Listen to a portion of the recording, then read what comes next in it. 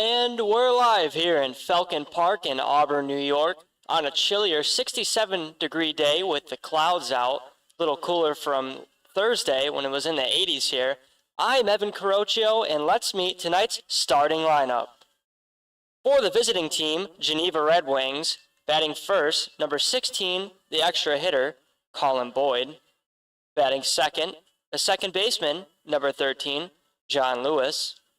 Batting third, the left fielder, number 10, Matt Jennings. Batting cleanup, number 11, the DH, Braden Cassell. Batting fifth, the center fielder, number 1, Aiden Alsobrooks. Batting sixth, the third baseman, number 29, Joe Tiroli. Batting seventh, the catcher, number 18, Zach Butler. Batting eighth, the right fielder, number 6, Tyler Devlin. Batting ninth, the first baseman, number 31, Owen Arias. Batting 10th, the shortstop, number 23, Cooper Loyal. And tonight's starting pitcher for the Geneva Redwings, number 17, Alex Deutsch.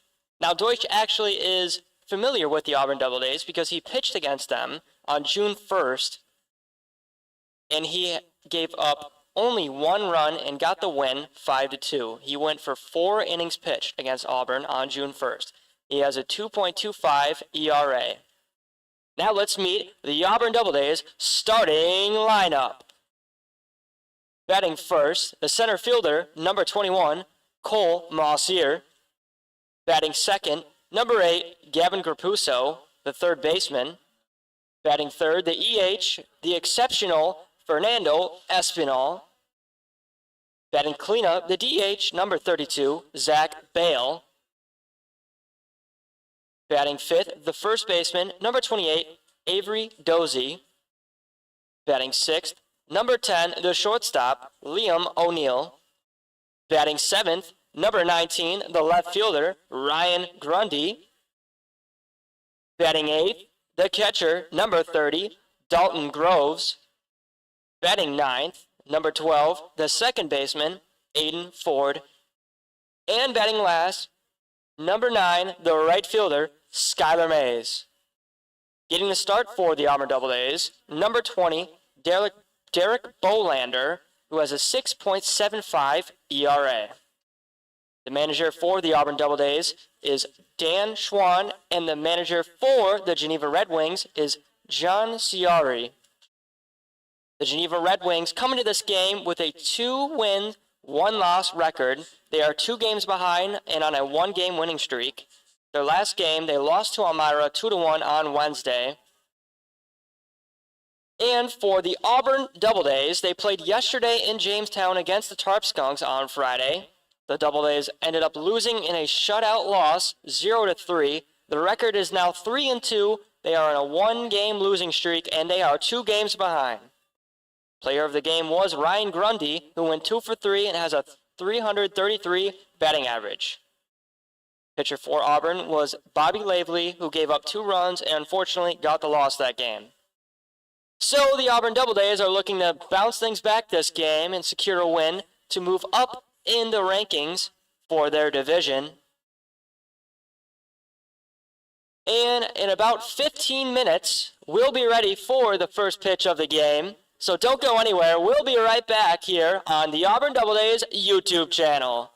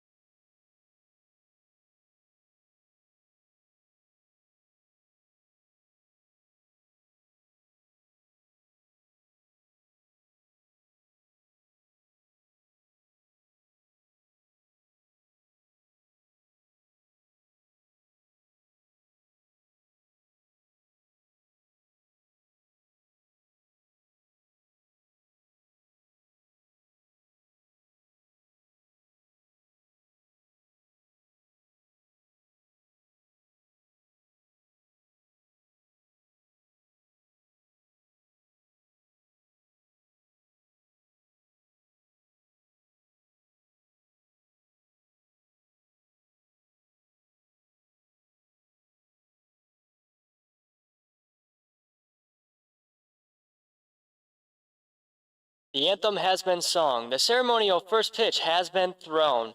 And warming up on the mound for the Auburn Doubledays is number 20, Derek Bolander. Bolander comes in with a 6.75 ERA, and Bolander is from Oregon, Ohio, and goes to Ohio Dominican University.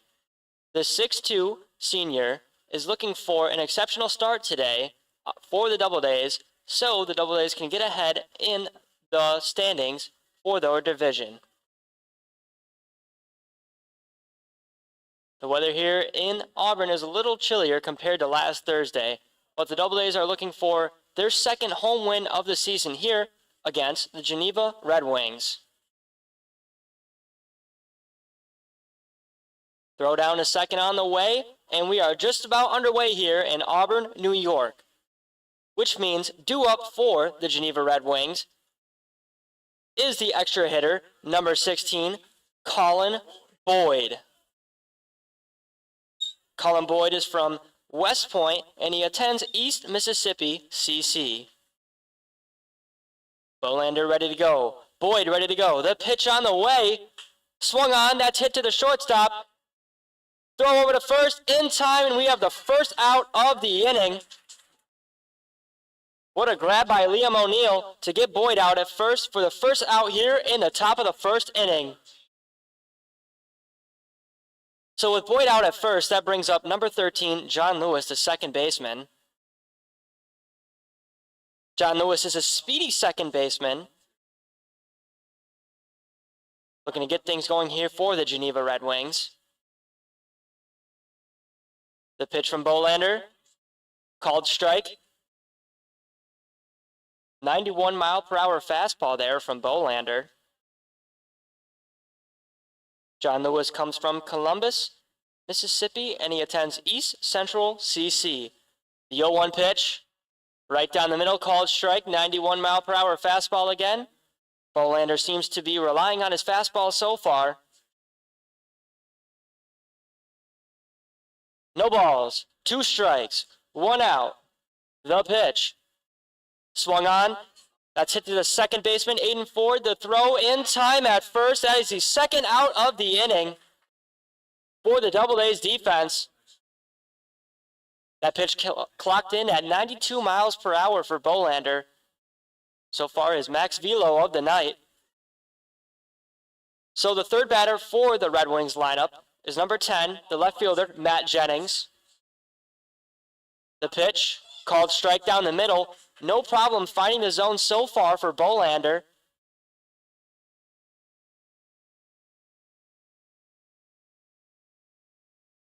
Jennings comes from Birmingham, and he attends Allegheny College. The 0-1 pitch. Just inside. Umpire at first base says that he did go, so the count is no balls, 2 strikes with 2 outs. That was a changeup from Bolander. That changeup came in at 82 miles per hour. The 0-2 pitch on the way. Called strike 3.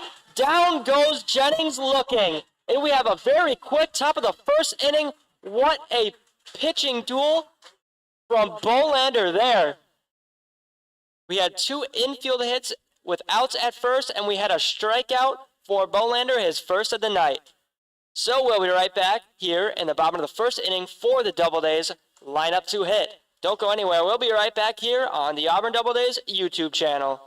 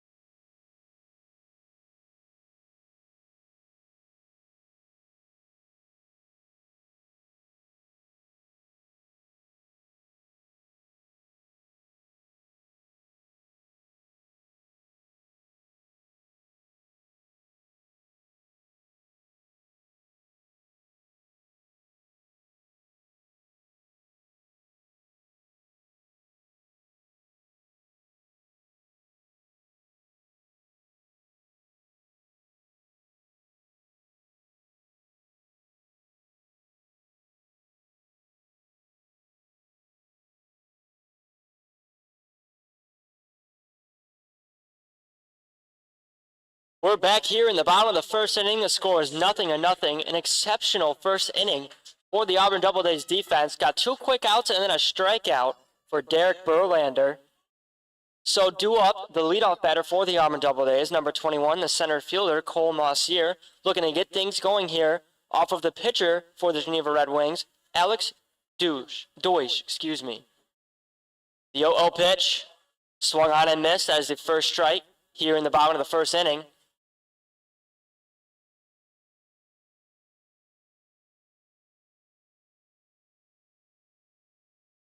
The 0-1 pitch on the way. Inside for ball 1. Mossier is from West Babylon, New York, and attends the University of New Haven. The 1-1 pitch on the way. Outside and in the dirt for ball 2 of this at-bat. Deutsch sitting at about 82 miles per hour now with his fastball. The pitch, that's fouled back our way. 2 balls, 2 strikes. Here to Mossier.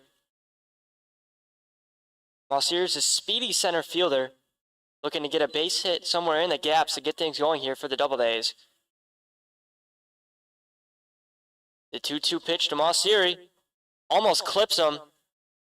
Mossier thought it hit him, but umpire says it did not hit him. You can hear the fans voice their displeasure in the crowd. 3 balls, 2 strikes. The count is full now to Mossier. The 3-2 pitch on the way. Down goes Mossier swinging, and that is the first out now in the bottom of the first inning. That's the first strikeout for Alex Deutsch. So with the strikeout by Mossier, that brings up the third baseman, number 8, Gavin Grapuso, another lefty here in the Doubledays lineup.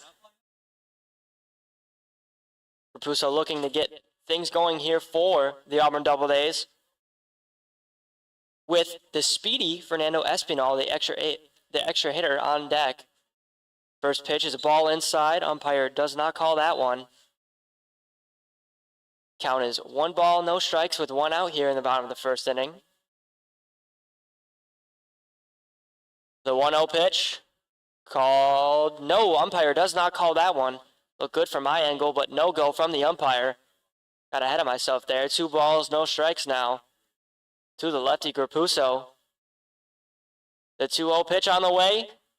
Called strike. Same location as last pitch, but umpire calls this one. So the count is 2 balls, 1 strike now to the speedy third baseman. The pitch on the way. Low and in the dirt. 3 balls, 1 strike. Grapuso ahead in the count. Deutsch looking to come back here, with the count being 3 balls and 1 strike. The 3-1 pitch on the way. Called strike. Grapuso thought he walked. So the count is full now to Grapuso. Making his way back in the count is Deutsch. The 3-2 pitch. Umpire calls that one. That one was outside. Grapuso thought he was walking. As you can hear the fans in their displeasement here. Grapuso was halfway down first base. That was a delayed call by the umpire. So that's a second strikeout of the inning for Alex Deutsch. And that is the second out of the inning for the Geneva Redwings defense. So due up is number 7, Fernando Espinal, batting .700. The first pitch, low and outside. Ball 1 to Espinal.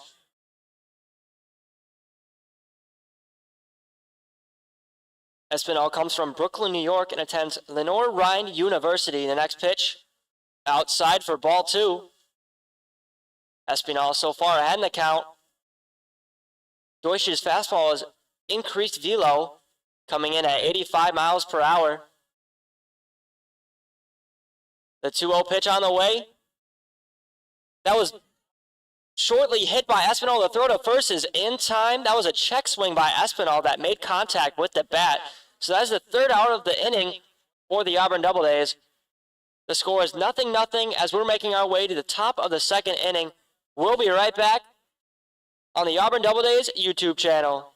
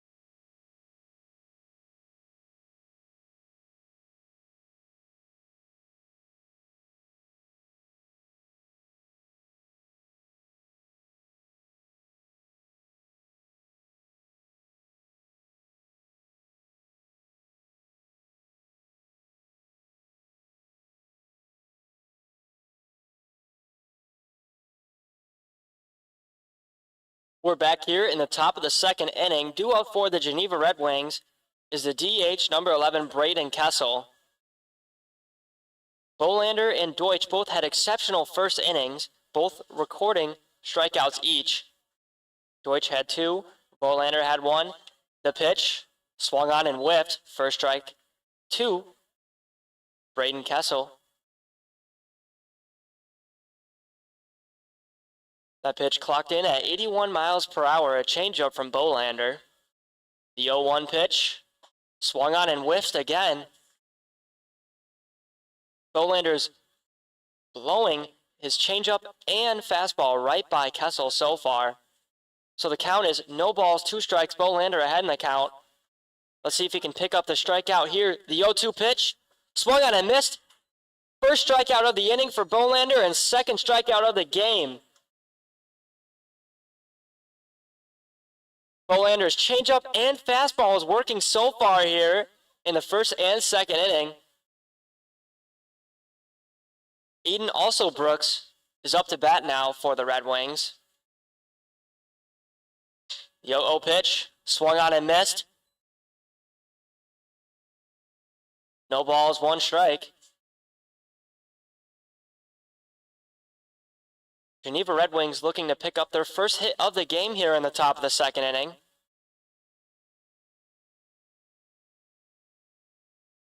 The 0-1 pitch is on the way. That's hit to left field. Ryan Grundy underneath it makes the grab. That's the second out here in the top of the second inning. Bolander is dealing so far for the Auburn Doubledays. Due up now is the 6th batter in the Red Wings lineup. Number 29, the third baseman, Joe Tiroli. Tiroli looking to pick up the first hit of the inning and the game for the Red Wings. First pitch called strike. Outside corner of the plate. 81 mile per hour changeup. So it looks like it goes changeup, fastball, changeup, fastball. Next pitch. There's the first base hit of the game for the Red Wings. That's hit to right field, bloops in for a single for for Joe Tiroli. So we have a runner on first base for the Geneva Red Wings with 2 outs. So the Red Wings have their first hit of the game. Doubledays next inning looking to get their first hit of the game. So due up now for the Geneva Red Wings is number 18, Zach Butler, the catcher. The pitch, that's swung on, that's hit to the first baseman. He cannot make the play. That's a base hit to right field. Throwing the ball in as Skylar Mays to third base to hold Joe Tiroli at second base. So now we have runners on first and second. Avery Dozy laid all the way out for that one, but could not come up with the grab there. So that'll keep the inning alive for the Red Wings. 2 hits so far for Geneva here in the top of the second inning with 2 outs. So that'll bring up the right fielder, Tyler Devlin, with runners in scoring position. Bolander giving a look. The 0-0 pitch. Inside, great block there by Dalton Groves. No runners advanced.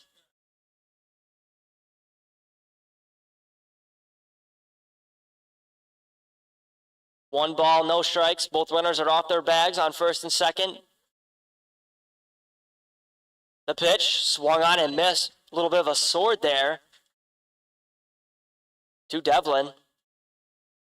Devlin went all the way around there on that pitch. Easy strike call for the umpire there.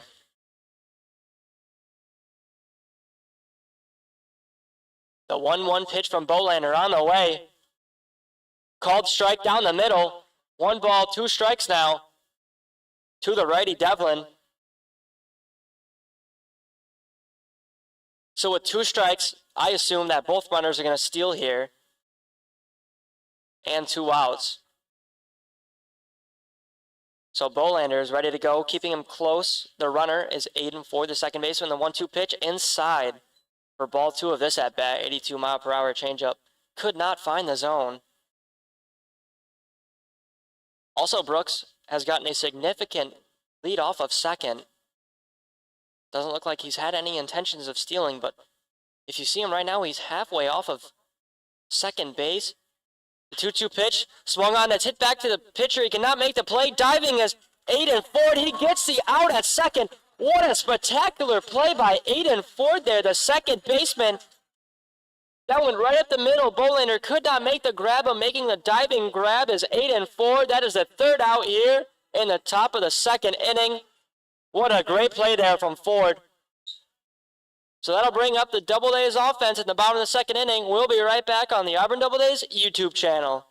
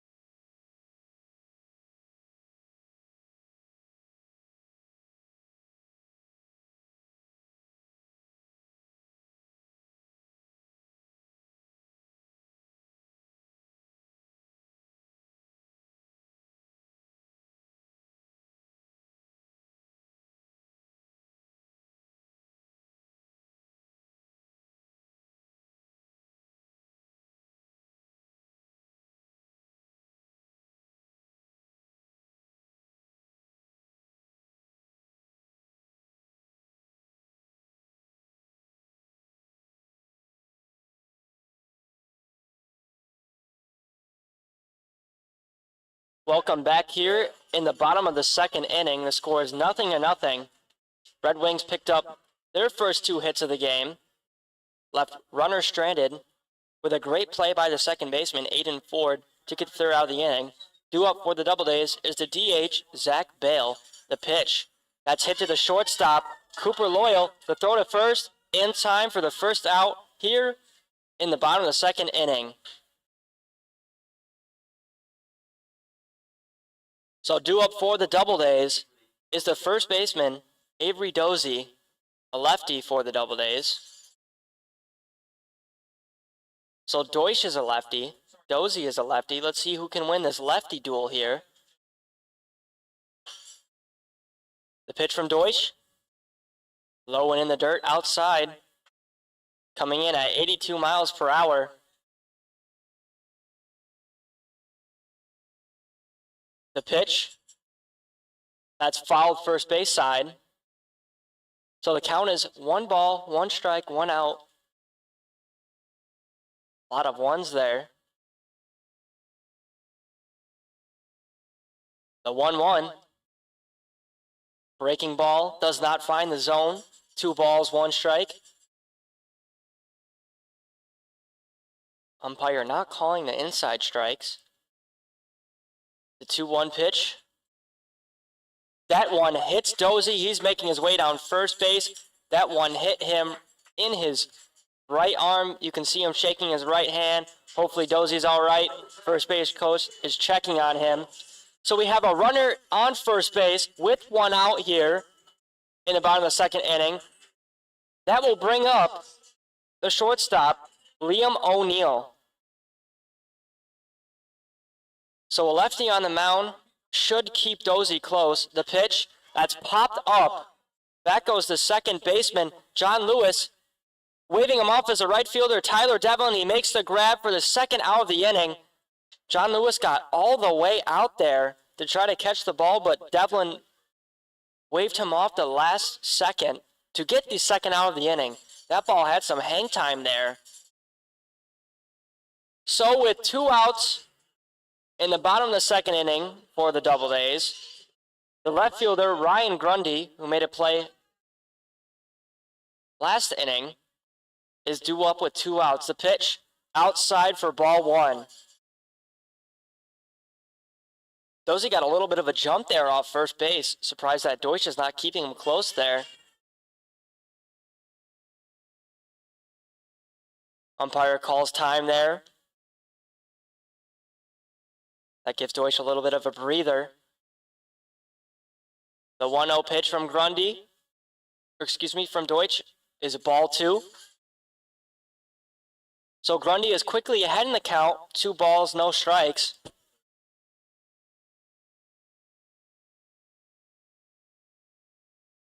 Deutsch taking his time. The 2-0 pitch. Called strike down the middle. 2 balls, 1 strike now. To the speedy left fielder. The 2-1. Inside, almost hits Grundy. That would have been the second hit by pitch so far this inning. So Grundy is quickly ahead in the count with 3 balls and 1 strike. The 3-1 pitch on the way. Swung on, that's foul down the first base side. That just stayed foul. So the count is now full to Ryan Grundy. 3 balls, 2 strikes, 2 outs. This is what Little League kids dreamed of. Full count with a runner on first base. Let's see if Grundy can do some damage here for the Auburn Doubledays. Deutsch ready to go. Grundy ready to go. The 3-2 pitch. Low and outside. Ball 4. We now have a runner in scoring position for the Auburn Doubledays. And that will bring up the catcher, Dalton Groves. A righty for the Auburn Doubledays. Groves comes from Burns, Tennessee, and goes to Fontbonne University.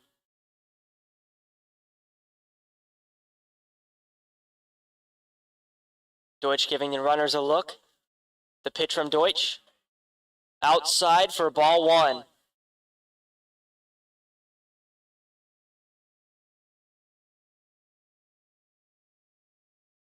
Both runners making their way off first and second.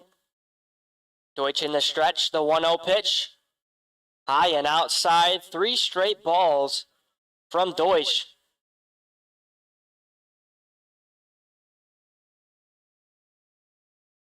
By the way, the Auburn Doubledays have yet to pick up a hit so far in the second inning. The pitch, called strike down the middle. 2 balls, 1 strike. That came in at 82 miles per hour from Deutsch. Deutsch has been sitting at the mid-80s on his fastball, and his changeup has been coming in the low 80s, high 70s.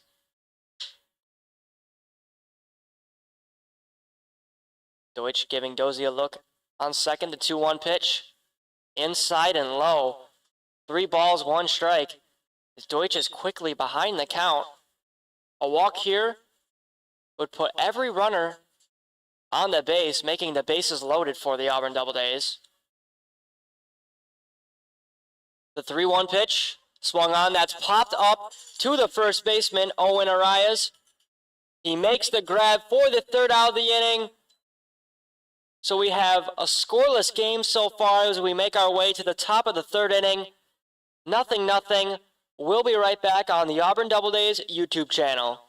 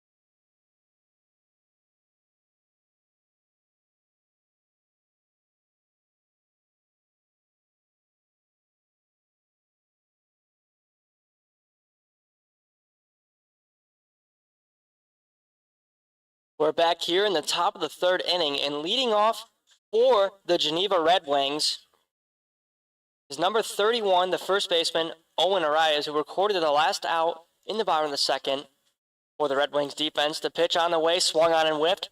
First strike of the inning for Bolander. Bolander so far has 2 strikeouts, and Alex Deutsch also has 2 strikeouts. Both pitchers have been dueling so far. The pitch, called strike from the umpire, down the middle, 91-mile-per-hour fastball from Bolander. The count is no balls, 2 strikes here in the top of the third inning. The 0-2 pitch, that's hit to the second baseman, Aiden Ford. He throws over to first. In time, what another exceptional play from Aiden Ford, a diving grab to get the out at first base. What a play by Aiden Ford. So we have 1 out now here in the top of the third inning. Doubleday's defense has been doing exceptional so far. The pitch, called strike to Cooper Loyal, the shortstop for the Red Wings. Aiden Ford so far has had 2 diving plays to get outs. The 0-1 pitch, swung on and missed again. That's 2 straight whiffs for Cooper Loyal. No balls, 2 strikes, 1 out, nothing here in the top of the third. The 0-2 pitch, swung on and missed again, but that is a drop third strike. The throw to first in time to secure the strikeout for Derek Bolander. Third strikeout for Bolander. That's the second out of the inning for the Doubledays defense. So the lineup flips over for the Geneva Redwings. That'll bring up the extra hitter, Colin Boyd. With 2 outs, the 0-0 pitch on the way. Called strike from the umpire. 92-mile-per-hour fastball down the middle.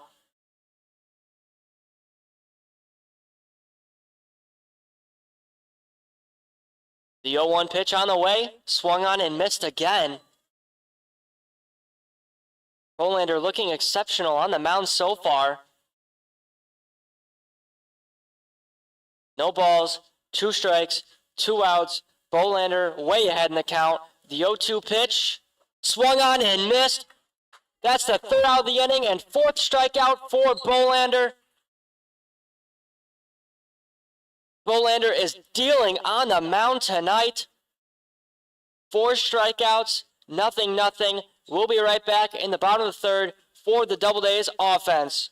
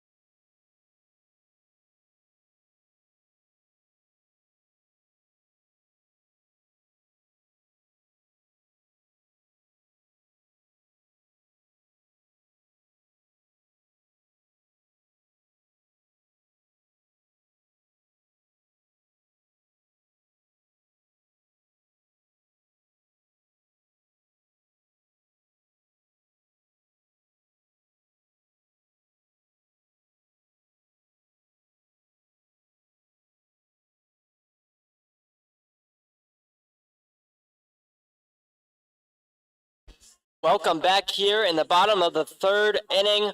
Due up for the Auburn Doubledays offense is Aiden Ford, the second baseman. Again, he's had 2 fantastic diving plays for the Doubledays defense. He's looking exceptional at second base. Let's see if he can get things going here for the Doubledays offense. The 0-0 pitch, that's swung on, that's hit to the center fielder, Aiden also Brooks. He's running in to make the grab, and that's the first out here in the bottom of the third inning. Doubledays offense still looking for their first hit of the game. So the last batter for the Doubledays is a right fielder, Skylar Mays. Mays looking to get things going here for the Doubledays offense as there's already one out in the bottom of the third inning. The pitch, he lays down a bunt, but that is foul ball. Bloops down in front of his bat. Does not get over the home plate. So that's the first strike on a 73-mile-per-hour changeup from Alex Deutsch. The 0-1 pitch, fouled back our way. No balls, 2 strikes. Mays quickly behind in the count.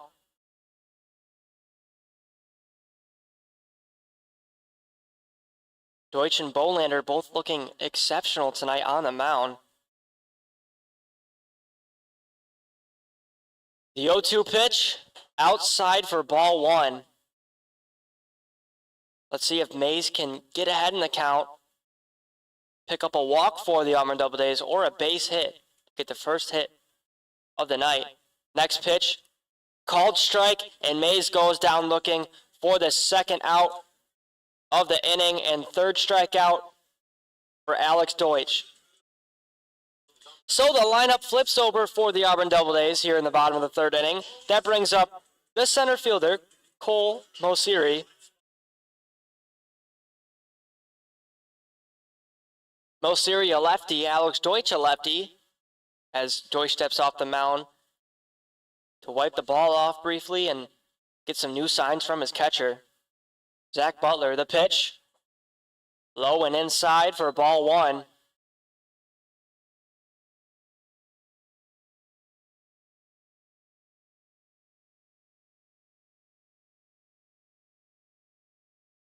The 1-0 pitch on the way. Called strike by the umpire. That one looked a little low. Mosiri showing his displeasement. He struck out the first inning, but did not agree with that call either. The 1-1 pitch. Outside, 2 balls, 1 strike to Mosiri. Mosiri taking a little bit of time in between pitches, clear his mind. But Deutsch is locked in and ready to go. The 2-1 pitch. Breaking ball does not find the zone. Breaking ball, screwball, whatever that was, that had great drop to it. 2 balls, 1 strike. 3 balls, 1 strike. The pitch. Swung on and missed. Full count to Skylar Mays on a 75-mile-per-hour changeup.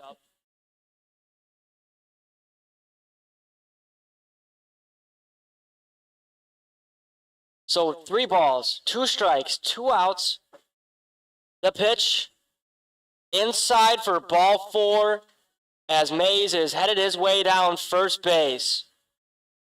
That'll bring up the third baseman, Gavin Grapuso, hoping to score Mosiri or get a base hit, the first of the night for the Auburn Doubledays.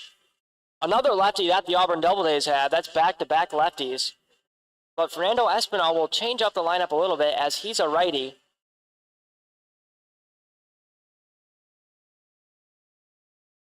So with 2 outs, let's see if the Auburn Doubledays offense can do some damage here against Alex Deutsch. Deutsch is looking at Mosiri on first. The pitch. Swung on, that's hit to the second baseman, John Lewis, to throw to second in time for the third out of the inning. Mosiri was out at second base. Doubledays have yet to pick up a hit here through 3 innings.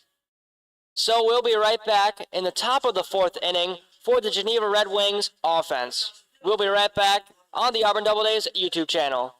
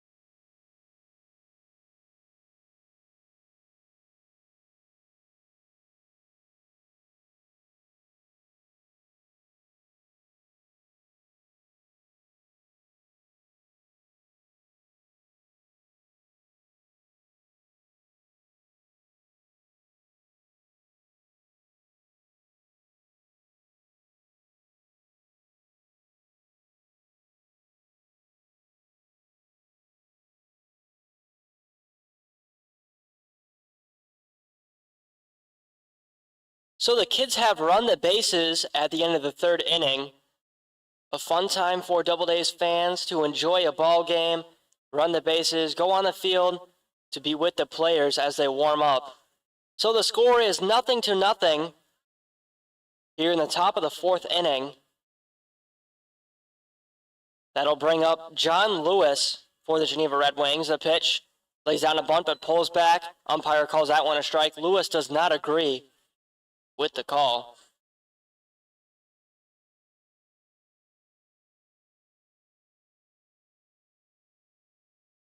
The 0-1 pitch on the way, outside, ball one of the at-bat.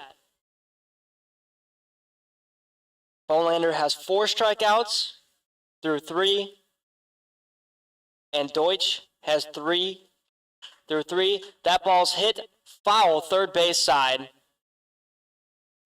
That was funny there. Gavin Grapuso thought that one was in, and he threw the ball over to first. Great heads-up play there from Grapuso, but sadly that one was foul. So the count is 1 ball, 1 strike with no outs for the Red Wings offense.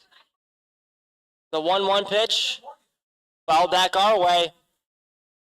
2 strikes to Grapuso. Let's see if Bolander can get the strikeout here. Pick up his 5th of the game.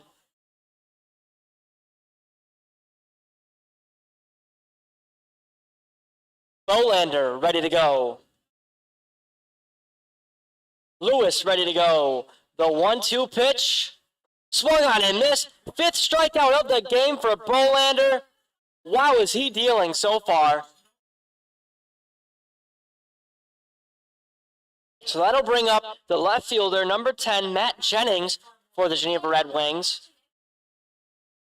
As there is 1 out now in the top of the 4th inning.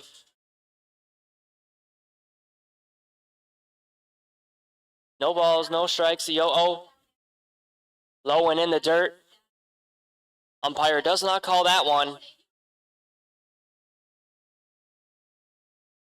So we have 1 ball, no strike with 1 out.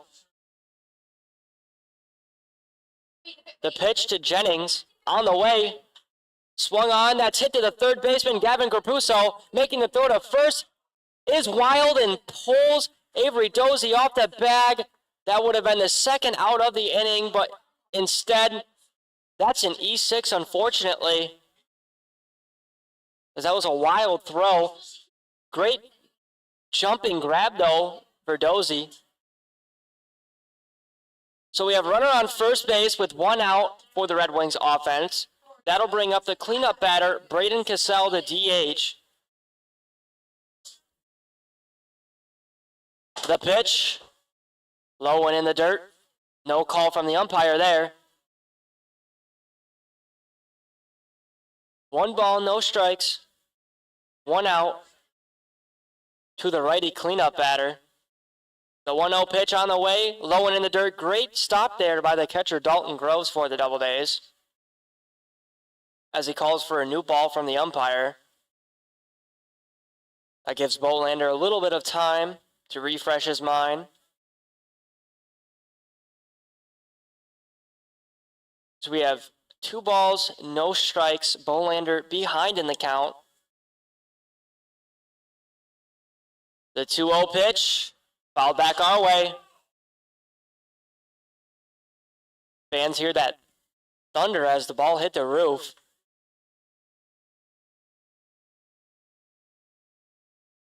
So 2 balls, 1 strike, half of a full count now to the cleanup batter.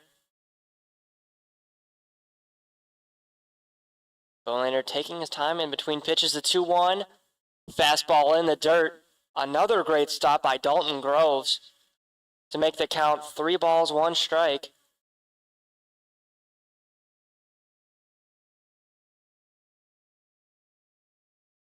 As Bolander is behind in the count now.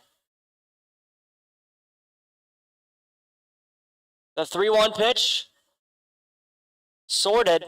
Umpire says he does not go, though. It looked like he went all the way around. But a no call from the umpire. That would have been the 2nd strike of the at-bat. as fans voiced their displeasement. So now we have a runner in scoring position with a runner on first and second base. That'll bring up the fifth batter in the Geneva Redwings lineup, the center fielder, Aiden Brooks, with one out. Brooks, another lefty for the Geneva Redwings.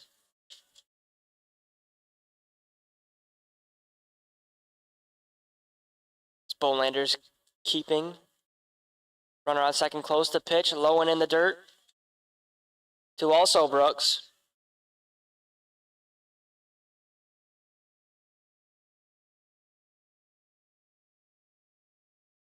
One ball, no strike with one out. Runners on first and second for the Red Wings offense. The lefty looking to get things going for the Red Wings. The pitch, low and in the dirt again. To the lefty, Brooks.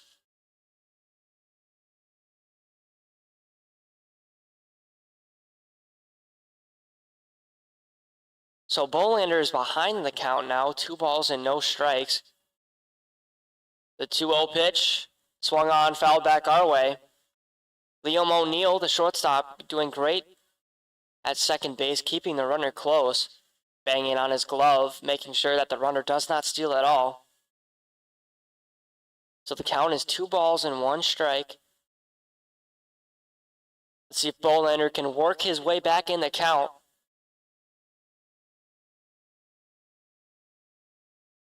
The pitch, swung on and missed. 2 balls, 2 strikes, and just like that, Bolander is back in the count.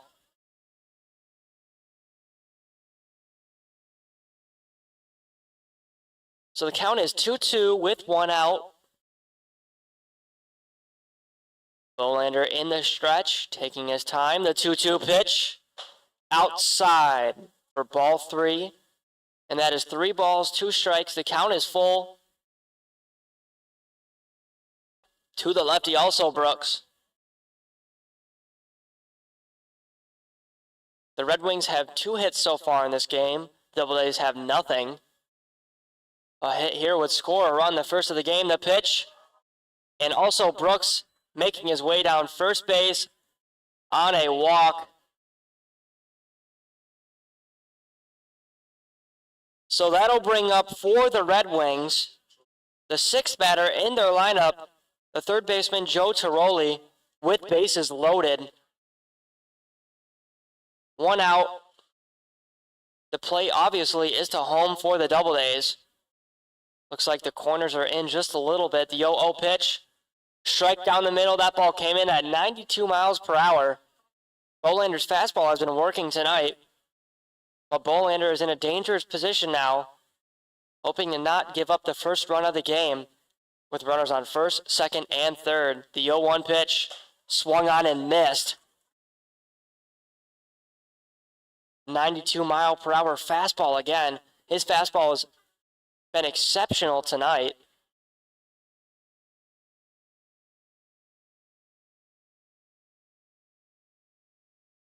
No balls, 2 strikes. Bolander ready to go. The 0-2 pitch. That's hit right back to the pitcher.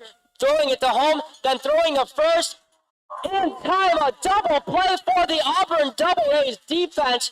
What a block by Derek Bolander to get the throw at home. Then the catcher, Dalton Groves, threw it to first to get the 3rd out of the inning.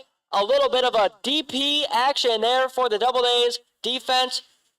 And now we're making our way the bottom of the 4th inning, a 0-0 ball game as the Doubledays look to pick up their first hit of the game. What a play by the Doubledays defense. We'll be right back on the Auburn Doubledays YouTube channel for the bottom of the 4th inning.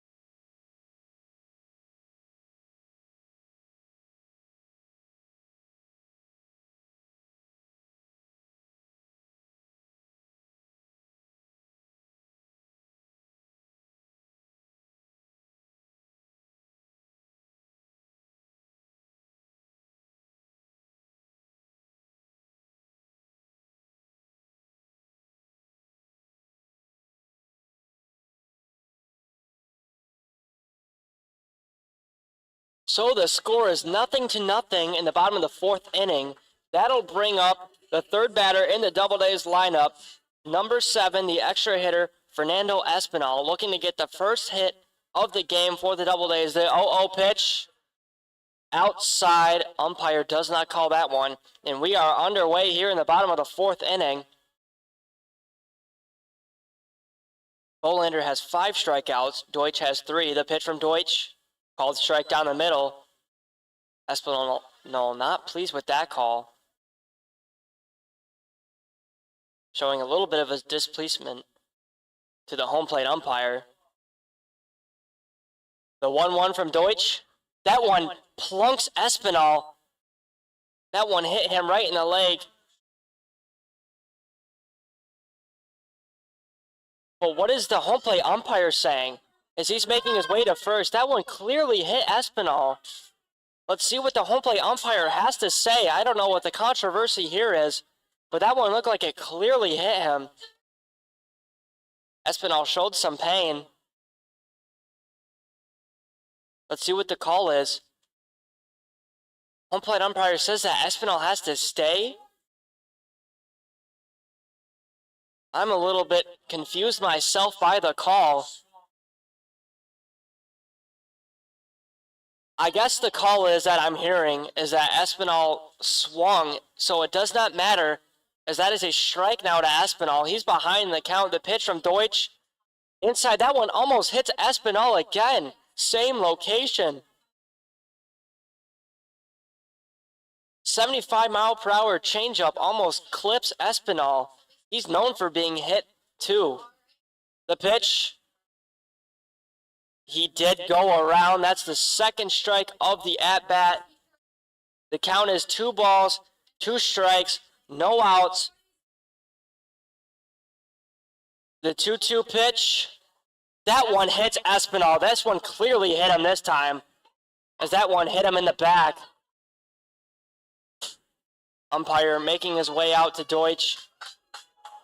Give Deutsch a new ball. Espinal is known for getting hit, so there's his first hit by pitch of the night. Let's see how many he can get.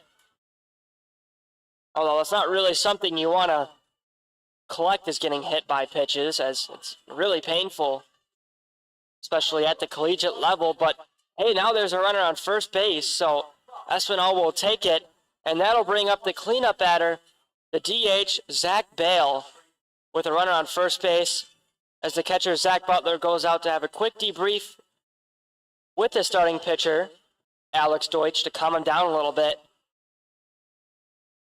as he had 2 pitches that hit Espinal, but only 1 counting.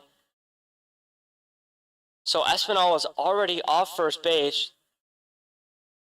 Deutsch not looking, giving him a look now. The 0-0 pitch, inside to Bale. Bale measuring in at 6 foot 6 inches, and Espinal measuring in at 6'2". So back-to-back 6-footers for the Auburn Doubledays. The next pitch is in the dirt. 84-mile-per-hour fastball there from Deutsch.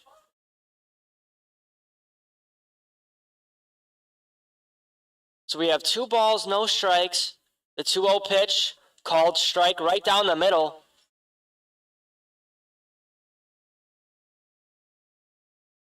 As Deutsch is making his way back in the at-bat. He was down 2-0. It is now 2-1. The throw over to first to get Espinal. The throw to second is wild. Espinal still second.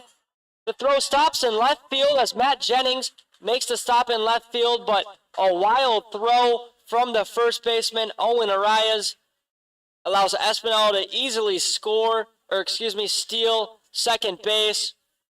So now we have a runner in scoring position, and that completely flips the at-bat for the DH, Zach Bale. Espinal already jumping around on second base. He's excited to steal second base and go to third. 2 balls, 1 strike. Deutsch giving Espinal a look, keeping him close. The pitch swung on. That's hit to the second baseman, John Lewis. Throws it over to first in time for the first out in the bottom of the third inning. But that will move Espinal over to third base. So that'll bring up Avery Dozy, the first baseman, with Espinal on third base. Doubledays still looking for their first hit of the game, as Espinal was on due to getting hit by pitch. The 0-0 pitch swung on and missed to the lefty Dozy. Let's see which lefty can win this at bat. No balls, 1 strike, 1 out, nothing ball game. The pitch called strike by the home plate umpire. No swing from Dozy. Maybe he's comfortable getting down 0-2, but let's see if he can do some damage with a runner on third base. No balls, 2 strikes. The 0-2 pitch outside. Great block there by the catcher, Zach Butler, to keep Espinal on third base. 78-mile-per-hour changeup from Alex Deutsch. 1 ball, 2 strikes, a 1-2 pitch. As that one gets Dozy swinging, and that's a wild pitch. And there goes Espinal to home. We have the first run of the game on a drop 3, 3rd strike.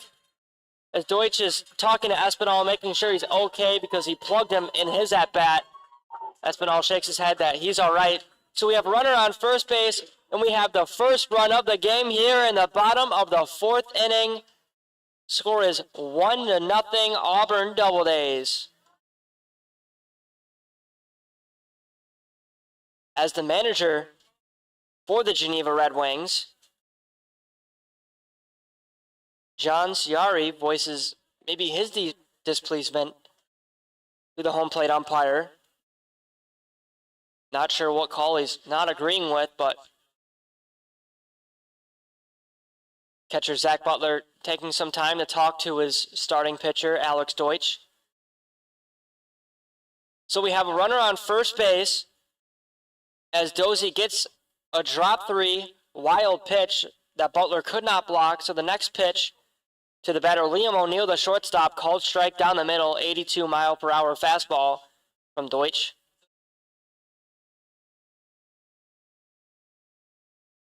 Deutsch giving Dozy a look at first. The pitch swung on, fouled first base side, out of play. The count is no balls, 2 strikes to the righty O'Neill. As O'Neill is behind in the count. No balls, 2 strikes, 1 out, 1-0 Doubledays. The pitch from Deutsch, outside and high. Let's see if O'Neill can make his way back in the at-bat. 85-mile-per-hour fastball from Deutsch there. Max velo of the inning. The 1-2 pitch. High and outside for the second ball of the at-bat. No call from the umpire on the outside pitch. 76-mile-per-hour breaking ball there from Deutsch. The pitch swung on, fouled back our way again. O'Neill staying alive. Dozy not really getting off of first base that much. Knows that the lefty Deutsch could keep him close. Dozy is not getting off of first. There he goes. 2 strides off of first. 2 balls, 2 strikes. 1 out. Deutsch keeping him close. The pitch swung on, fouled back our way again. The 3rd foul ball of the at-bat. 76-mile-per-hour breaking ball from Alex Deutsch.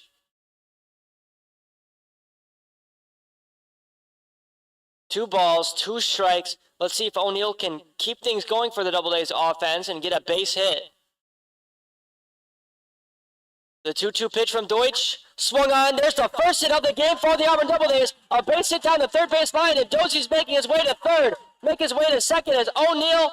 And there's the first hit of the game for the Auburn Doubledays. And now we have 2 runners in scoring position as Dozy shows off his double celebration. What a base hit for Liam O'Neill as he shows off his double celebration.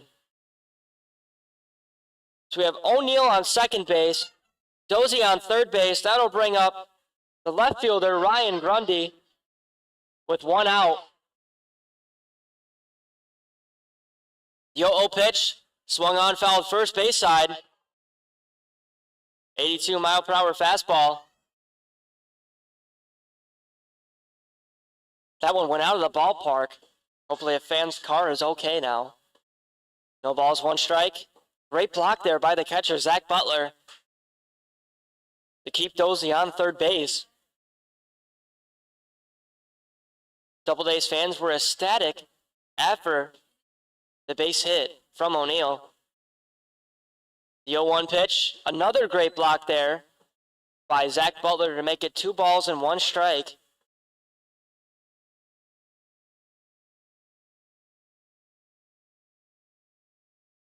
Two balls, 1 strike. The pitch swung on. There's another base hit for the Auburn Doubledays. Scoring is Dozy. Rounding third is O'Neill. And we have a 3-0 ball game. 2 hits for the Auburn Doubledays. What a turn of events here in Falcon Park. As you can hear it here in the fans in Falcon Park, they're on their feet. Score is 3-0 Auburn, and the bats are alive for the Doubledays with only 1 out. That'll bring up the catcher Dalton Groves with a runner on first base. The pitch from Deutsch inside for ball 1. That ball just blooped in front of the right fielder Tyler Devlin for a base hit for Grundy. The pitch swung on, fouled back our way. Ball boy collects that one.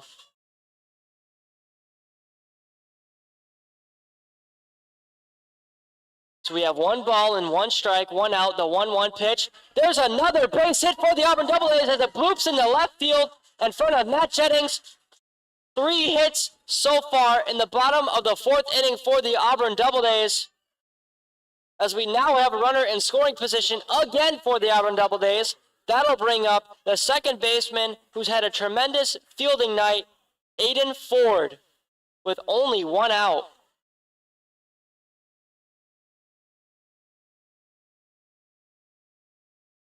The 0-0 pitch from Deutsch, swung on, foul to right field. In comes Devlin, making the grab, tagging up. Oh, he faked out the tag up. Great throw there from Devlin.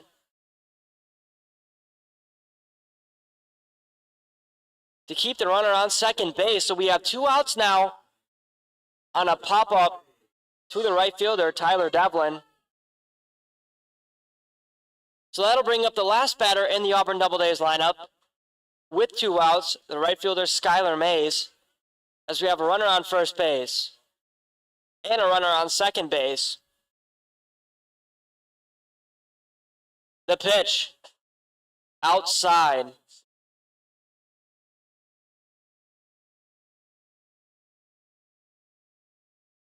So we have 1 ball, no strike with 2 outs on a 75-mile-per-hour breaking ball for ball 1 by Deutsch, as Deutsch fakes the throw back to second to keep Grundy close. Great pickoff move, but no one was covering, so that will not be the 3rd out of the inning. Deutsch giving Grundy a look, the 1-0 pitch. Outside, great stop there by the catcher, Zach Butler. Groves on first, Grundy on second, Mays at the plate.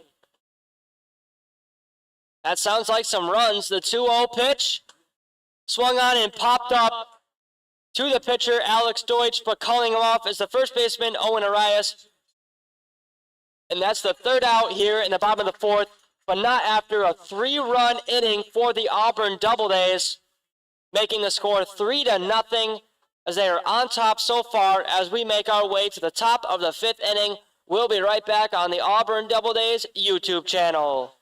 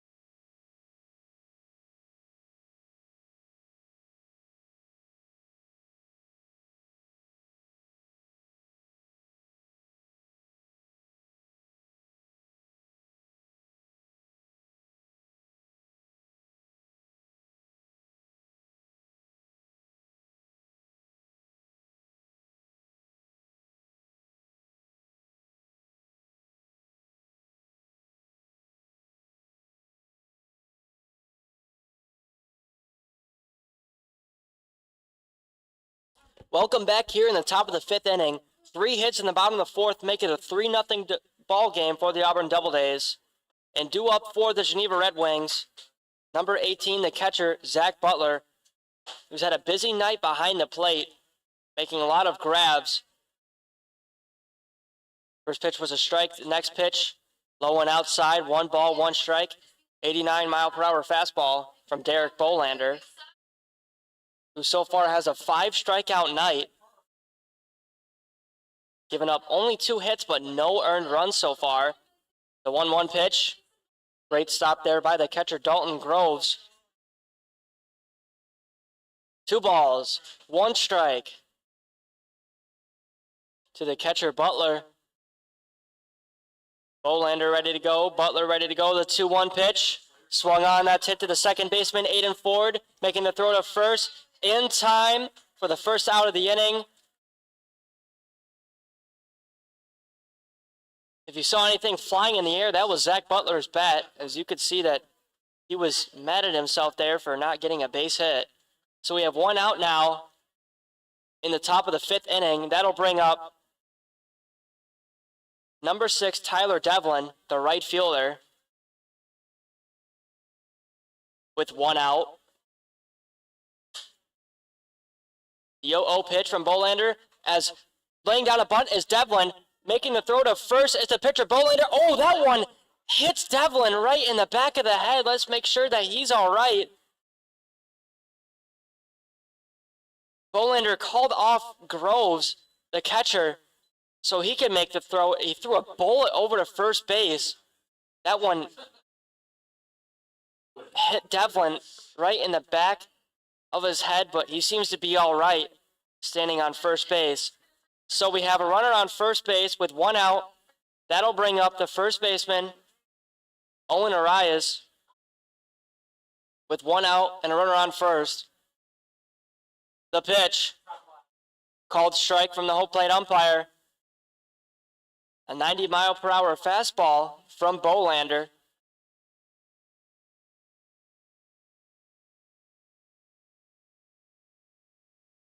The 0-1 pitch, swung on, fouled back our way. Bolander quickly ahead in the count.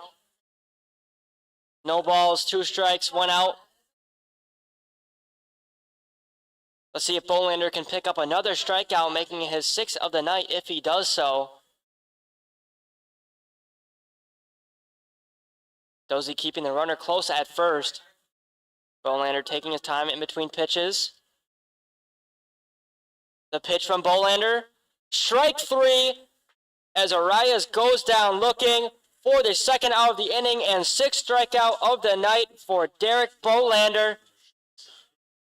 Bolander is dealing so far in this game for the Auburn Doubledays, as that'll bring up the last batter in the Red Wings offense, the shortstop Cooper Loyal, with a runner on first base, and going is Devlin. The throw to second. Not in time, says the field umpire. A great jump there from Tyler Devlin, showing no signs of pain from getting plunked on the throw to first by the pitcher Bolander. So we have a runner in scoring position. The score is 3-0 in the top of the 5th inning. Count is no balls, 1 strike with 2 outs. The 0-1 pitch, low and in the dirt. 1 ball, 1 strike on a 92-mile-per-hour fastball from Bolander.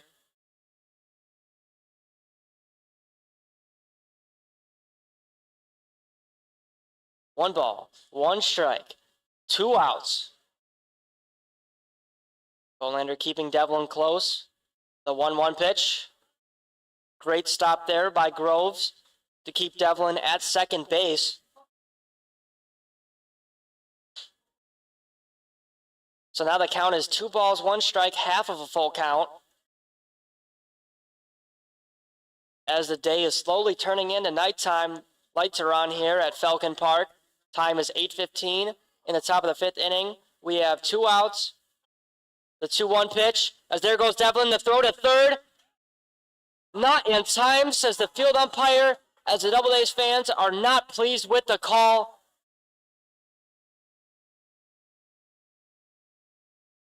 Not sure if you heard that one from the Doubledays fans, but they are not pleased with that call by the field umpire. A great jump by Devlin and an even better throw by Dalton Groves, but unfortunately not in time to pick up the third out of the inning. So the count is 2 balls, 2 strikes, as that pitch was a strike to Loyal. The 2-2 pitch for Loyal. Low and in the dirt.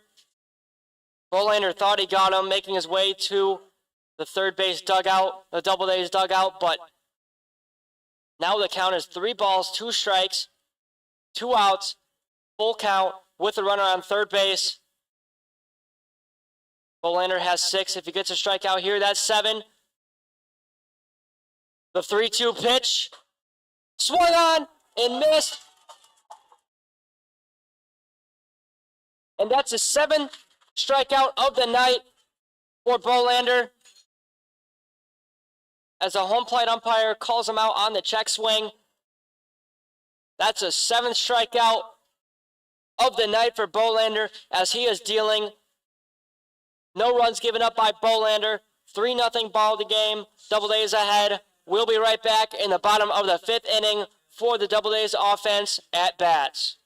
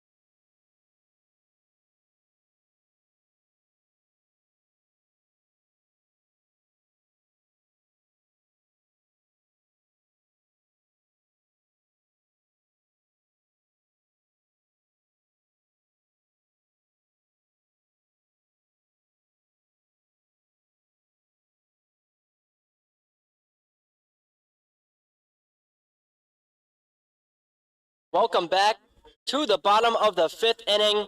We have a pitching change for the Geneva Redwings. Pitching now is Cole Littman, number 33, as Alex Deutsch's night is done. Had 3 strikeouts, gave up 3 hits, 3 runs. And due up for the Auburn Doubledays is a leadoff batter, the center fielder, Cole Maussier. The pitch, 79-mile-per-hour fastball, right down the middle for strike 1. Maussier in his first at-bat struck out. Then his next at-bat walked. So let's see if Maussier can pick up a hit now. The pitch from Littman. Low and in the dirt for ball 1 of this at-bat. Littman goes to Allegheny College and is from Youngstown, Ohio. Getting the call to pitch here in the top of the 5th inning for Geneva. The 1-1 pitch, swung on and whiffed. 81-mile-per-hour fastball from Littman to catch Maussier swinging. So the count is 1 ball, 2 strikes. As Maussier is behind in the count, hoping to make his way back in the count. 1 ball, 2 strikes. High and inside for ball 2.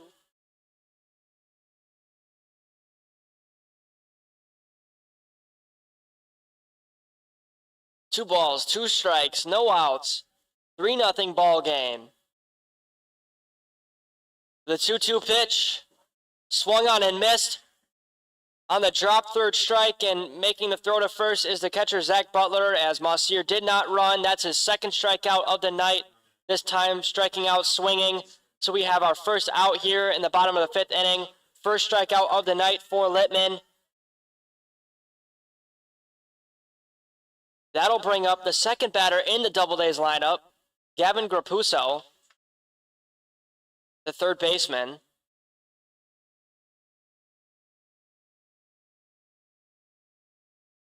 With 1 out. The pitch. Inside for ball 1. Littman being a righty. Deutsch was a lefty, and this would have been a lefty-on-lefty duel, as Grapuso was a lefty, but instead that's a righty-on-lefty duel. The pitch. Ball outside. Mausier was also a lefty as well. But Littman capitalized on that at-bat with his first strikeout of the night. The 2-0. Swung on, that's hit right back to the pitcher, Littman. Makes the stop, the throw to first is wild, but the ball is down. A wild throw from Littman, dragging Arias off the bag. And Arias drops the throw and the tag. So hustling out. An error is Gavin Grapuso to have a runner on first base here in the bottom of the 5th inning, and that'll bring up the EH, Fernando Espinal, who was plugged in his last at-bat. The 0-0 pitch, called strike down the middle. Espinal watching one to get used to the pitcher's motion. Now with 0-1, I'm assuming he's going to have the green light on himself. As Grapuso is off first. There he goes down second. Wild throw in the dirt. Grapuso up easy. A stolen base for Grapuso. Grapuso known for being a speedy 3rd baseman as he shows off his wheels there to pick up a stolen base. Great stop by the catcher, Zach Butler, but not in enough time to get the throw down to second, as Grapuso is already halfway down second base line. Littman giving him a look. The 1-1 pitch, as there goes Grapuso again. That's a base hit down the 3rd base side, and there scores 1 run. A base hit for Fernando Espinal, as that scores a speedy Grapuso. An RBI for Fernando Espinal, and that makes it a 4-0 ball game here in the bottom of the 5th inning.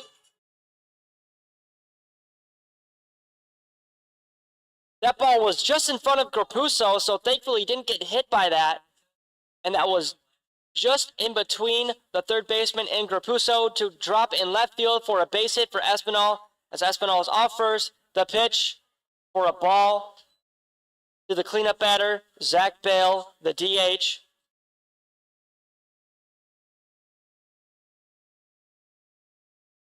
So we have 1 out in the bottom of the 5th. Espinal on first as he takes off the second. The throw, not in time. Another stolen base for the Auburn Doubledays.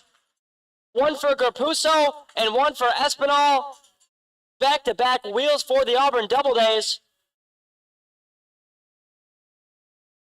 As Littman is behind in the count, 2 balls, no strikes.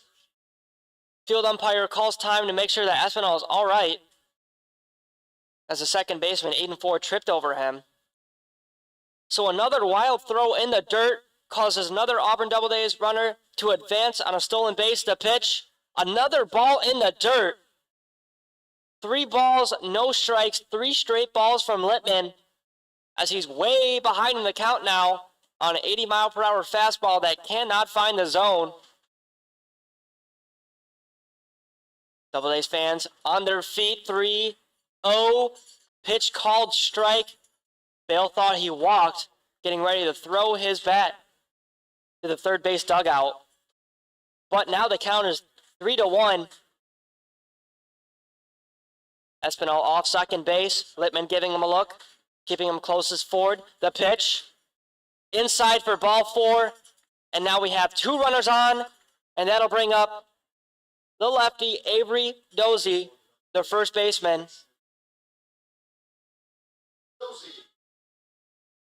So we have runners on first and second. Lefty up to the plate. Let's see if he can do more damage for the Auburn Doubledays.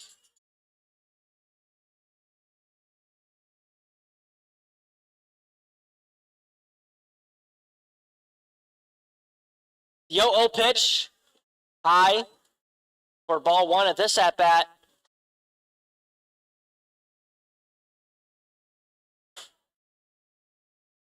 One ball, no strikes, with 1 out. Runners on first and second. Littman keeping Espinal close. Espinal has happy feet to pitch. That's a base hit, dropping in between the right center gap. The throw to keep Espinal at third. That's the second base hit of the inning for the Auburn Doubledays. As bases are loaded here in the bottom of the 5th inning, and 1 run has already scored. Let's see if Liam O'Neill can do more damage for the Auburn Doubledays with bases loaded. 4-0 ball game, Doubledays up with only 1 out.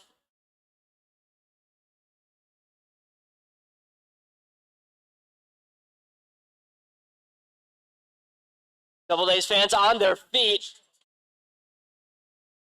as they are up 4-0.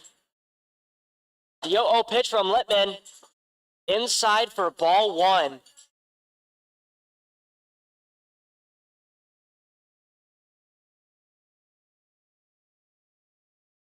Littman struggling so far in this appearance in the bottom of the 5th. The pitch. Inside, another ball. Littman's already given up 1 run in the bottom of the 5th inning. Now he's in trouble with bases loaded. Speed on every base, too. The 2-0 pitch. Swung on, fouled back our way. First strike of the at-bat.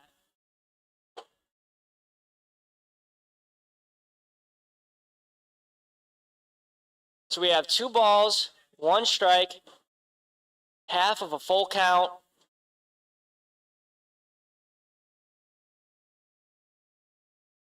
Littman ready to go. The 2-1 pitch. Called strike by the home plate umpire. O'Neill asking where that one was, but home plate umpire indicates that that one was indeed on the outside corner of the plate. So we have 2 balls, 2 strikes, 1 out. The 2-2 pitch. Low and in the dirt, making it a full count again. Littman cannot work himself out of danger. Bases loaded, a full count. Another dream of a Little League ball player. Let's see if O'Neill can do some damage. The pitch. Ball 4. O'Neill works a walk. Scoring is Espinal. 5-0 ball game. Second run of the inning for the Auburn Doubledays. As that'll bring up the left fielder, Ryan Grundy.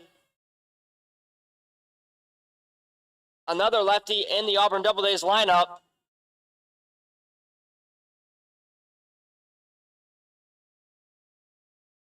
So the catcher, Zach Butler, quickly talks it over with his relief pitcher, Cole Littman, giving him a quick breather as he's in a stressful moment with bases loaded and only 1 out.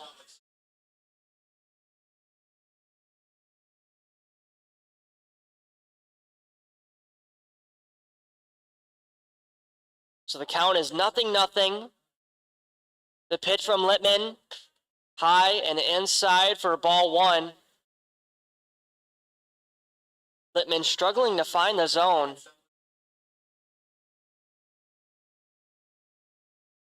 It's his second straight ball. The 1-0 pitch, inside.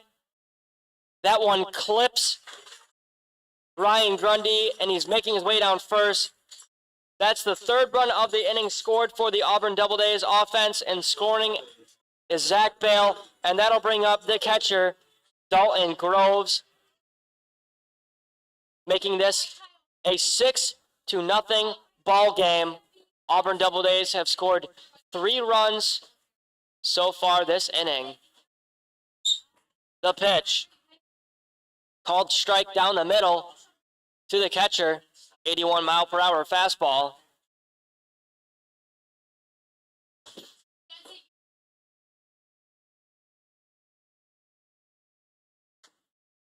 The pitch, inside for ball 1.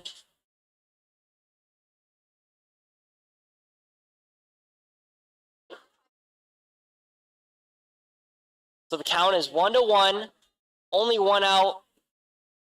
The pitch from Lippman, swung on, fouled down first base side. Running over is the right fielder, Tyler Devlin. He cannot make the grab as that ball bounces out of play. That would have been the second out of the inning if Devlin had made that call, but made that catch, but he was not in time. He did cover a lot of ground there, but unfortunately did not make the grab. But that'll keep things going for the Doubledays offense. The count being 1-2. Lippman finally ahead in the count. The 1-2 pitch from Lippman. Low and in the dirt. Another great block there by Butler. 67-mile-per-hour changeup. What a difference in Lippman's fastball and his changeup. 15-mile-per-hour difference. So the 2-2 pitch. Swung on, that's popped up to right field. Devlin again. Devlin's underneath it. Tagging up from third, but he does not go. Is Avery Dozy. Dozy got halfway down third base, but ended up not running. A great throw from the right fielder, Devlin, to keep Dozy at third base. So that'll bring up the second baseman, Aiden Ford, with bases loaded still and 2 outs. Lippman trying to work out of a jam, but has already given up 3 runs so far this inning and only 1 strikeout. The pitch, swung on, out of play, and out of the park. No balls, 1 strike, 2 outs, 6-0 ball game.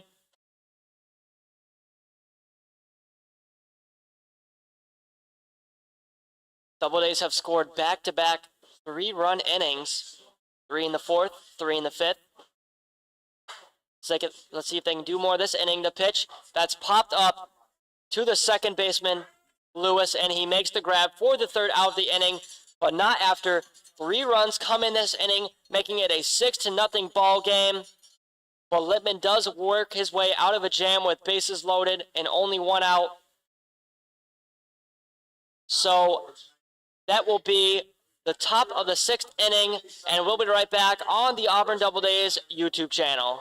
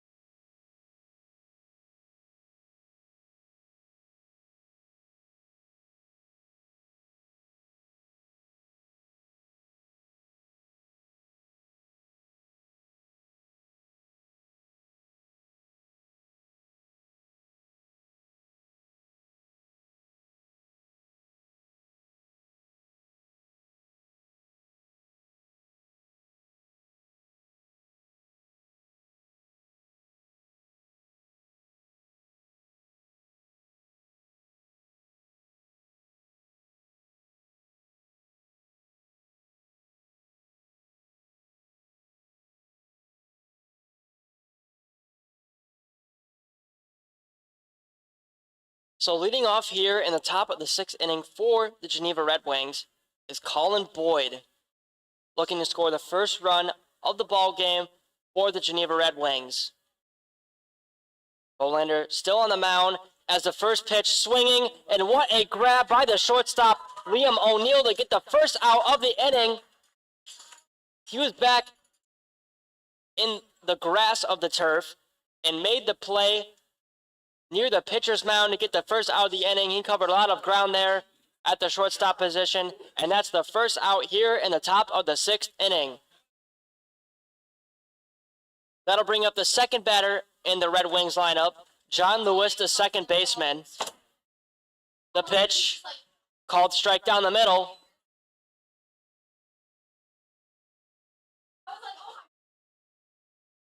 No balls, 1 strike, 1 out, 81-mile-per-hour changeup from Bolander. The next pitch, called strike down the middle from the home plate umpire. Bolander quickly ahead. He's dealing so far tonight. He's got 7 strikeouts.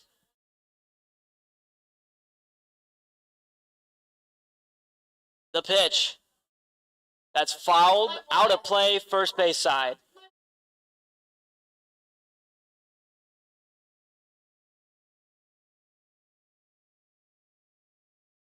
So Bolander is quickly ahead in the count with no balls and 2 strikes to Lewis. Bolander looking to pick up his 8th strikeout of the game.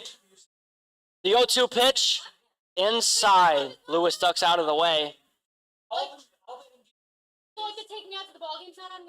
So the count is 1 ball, 2 strikes, and 1 out to the righty Lewis. The 1-2 pitch, swung on, that ball drilled back to left field, and under that is Ryan Grundy.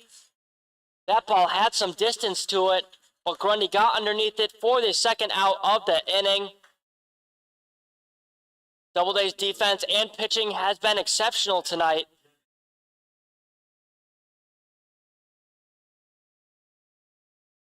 So that'll bring up the third batter in the Red Wings lineup, Matt Jennings, the left fielder, with 2 outs. The pitch, called strike from the home plate umpire. No balls, 1 strike, 2 outs to the righty Jennings. The pitch, swung on, that's a base hit for Jennings as that one bloops in left field. He's rounding first, going to second. Throwing it in is Grundy, but not in time as Jennings picks up a double in between the left center gap for the first hit of the inning for the Red Wings. So the Red Wings now change things around here. In the top of the 6th inning, they have a runner in scoring position, and that'll bring up the cleanup batter, Braden Kessel, the DH.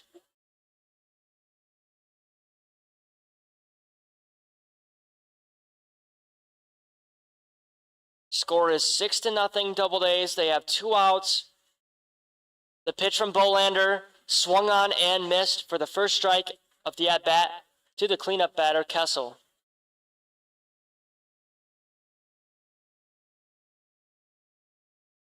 The 0-1 pitch as Bolander is keeping Jennings close at second. He's looking. The pitch, called strike. He's quickly ahead in the count. No balls, 2 strikes. Pitch clock says 36 miles per hour, but that definitely can't be right.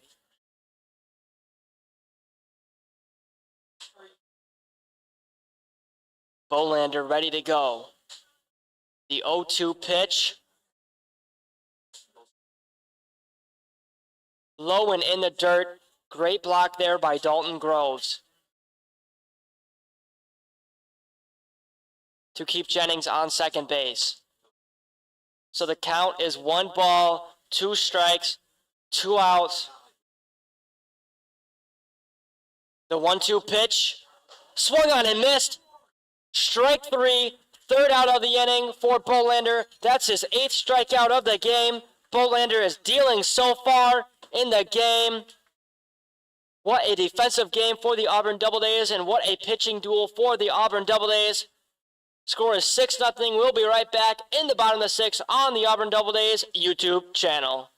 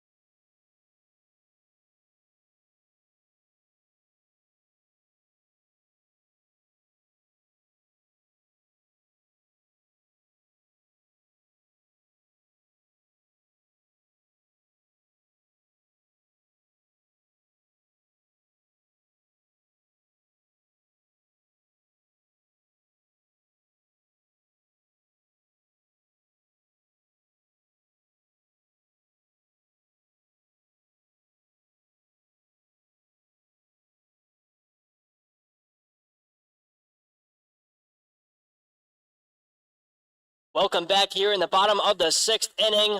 Due up for the Auburn Doubledays is number 9, the last batter in the Doubledays lineup, Skylar Mays, the right fielder. And we have a pitching change for the Geneva Redwings. Coming in is number 34, Garrett Pound from Jones College. The first pitch from Pound, strike right down the middle, 84-mile-per-hour fastball. Pound is 6 feet 7 inches. The pitch almost clips Mays.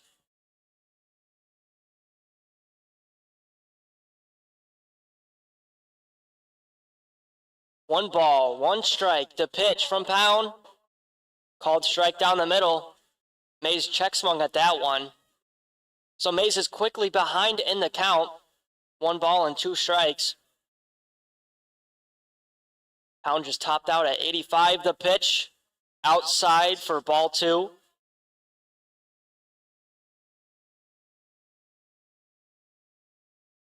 Two balls, 2 strikes. The 2-2 pitch swung on. That's popped up to the first baseman, Owen Arias.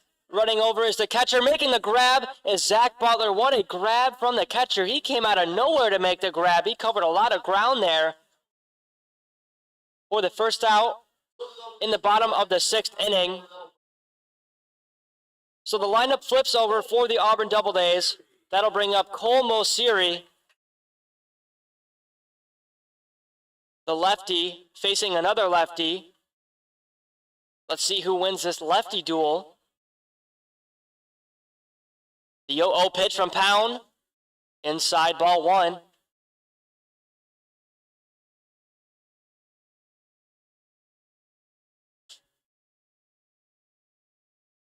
One ball, no strikes. The 1-0 pitch, called strike down the middle. Also, you're getting comfortable to Garrett Pound's pitches. I'm assuming he has the green light after this 1-1 pitch. The 1-1 pitch, outside for ball 2. Great stop by Butler. The time is now 8:45 here in the bottom of the 6th inning. The Doubledays are up 6-0. Bolander has pitched exceptionally for the Doubledays. The pitch, called strike. 2 balls, 2 strikes to Mosier.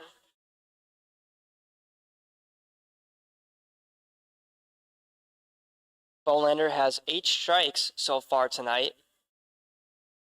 The 2-2 pitch. That's swung on. That's hit to the shortstop. Cooper Loyal to throw to first in time to get the speedy Mossier out. That's the second out of the inning for the Doubledays offense, and that'll bring up the lefty Grapuso with 2 outs.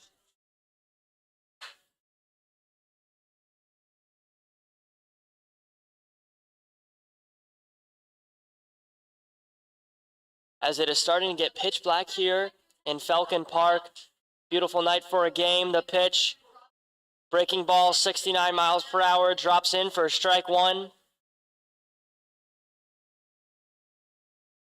No balls, 1 strike, 2 outs, the 0-1 pitch.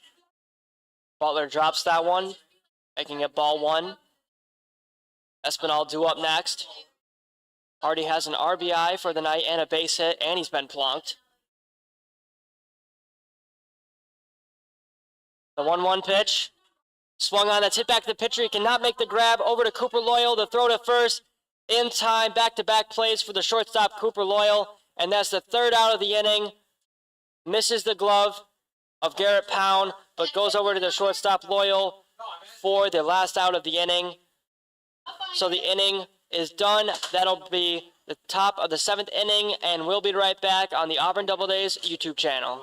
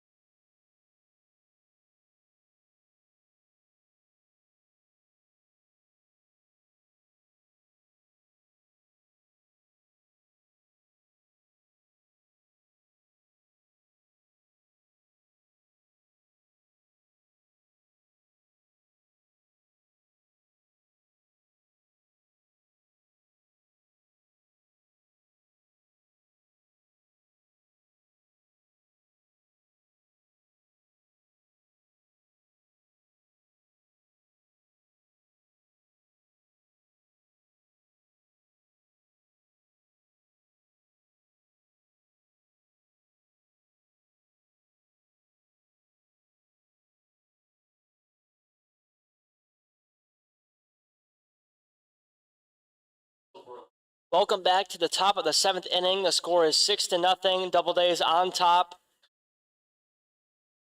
Doubledays have 5 hits compared to Geneva Redwings 4 hits, and still on the mound for the Auburn Doubledays is Derek Bolander. The pitch from Bolander inside for ball 1. Also Brooks at bat, the center fielder, and the 5th batter in the lineup for the Red Wings. That ball came in at 83 miles per hour. The pitch, swung on and whiffed, strike 1 of the at-bat. 1 ball, 1 strike, no outs. To the lefty, also Brooks. The 1-1, swung on, that's hit to the first baseman. He cannot make the play as that ball goes into right field. A single for also Brooks, as stretching out was Avery Dozy, but he could not make the play. So now we have a runner on first base with no outs. And that'll bring up Joe Tiroli, the 3rd baseman. A righty on righty duel. Let's see who comes out victorious.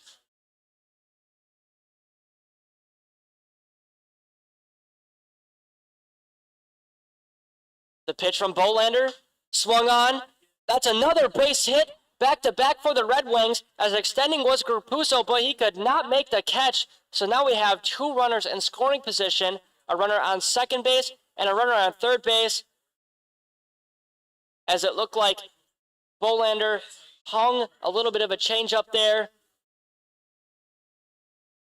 to Tiroli for him to get a base hit into left field over the glove of the extending Gavin Grapuso, and that'll bring up the catcher, Zach Butler, with 2 runners on scoring position.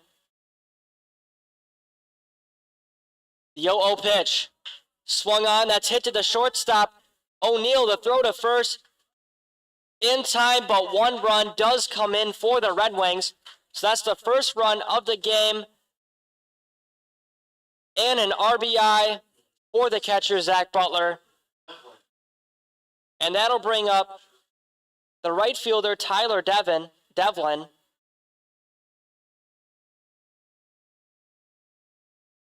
So the score is 6-1 here in the top of the 7th inning. The pitch outside. We still have a runner on second base. That's number 29, Joe Tiroli. But we do have 1 out as Butler got out at first.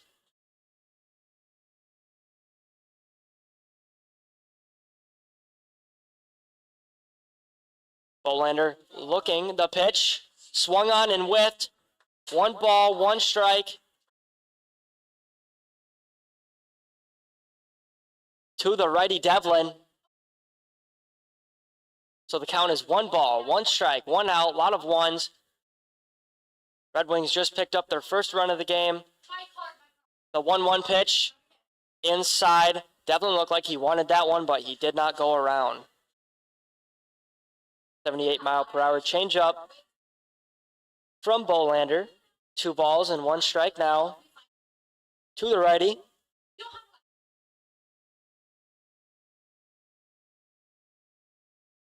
O'Neal keeping Tiroli close on second.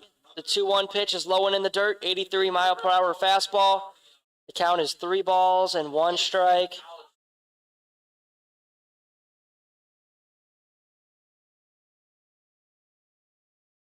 Three balls, 1 strike, 1 out. Bolander taking some more time in between pitches to clear his mind, as he's given up 1 earned run so far, as he fakes the throw back to second to keep Tiroli close. No one was covering. 3 balls, 1 strike, 1 out. Bolander looking at second. The 3-1 pitch.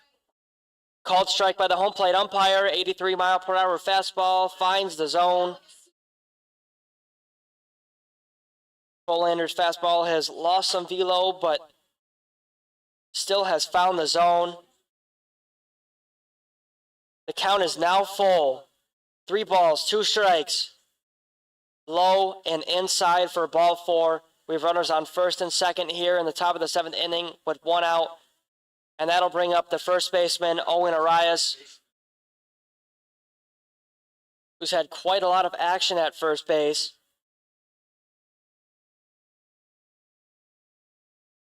He's had some pop flies against the fence, overthrows, 1 from Littman. But he's looking to score a run here offensively for the Geneva Red Wings. With runners in scoring position, the 0-0 outside. Great stop by Groves. 1 ball, no strikes. That one topped out at 88.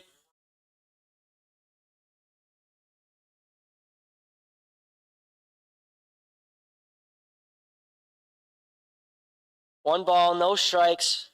The pitch from Bolander. Called strike down the middle.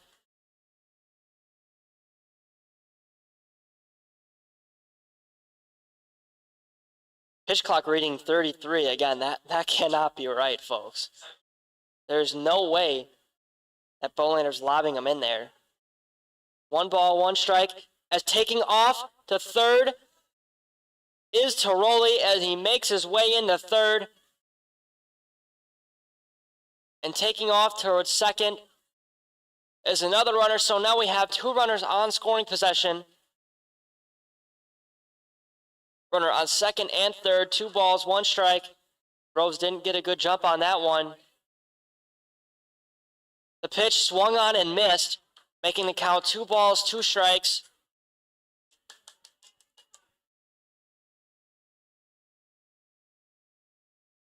Let's see what Bolander can do with 2 runners in scoring position. Bolander ready to go. The 2-2 pitch. Swung on and missed. Another strikeout for Bolander. That's his 9th of the night. Wow, is he on fire. So that's his 2nd out of the inning. That'll bring up the last batter in the Red Wings lineup, Cooper Loyal, the shortstop.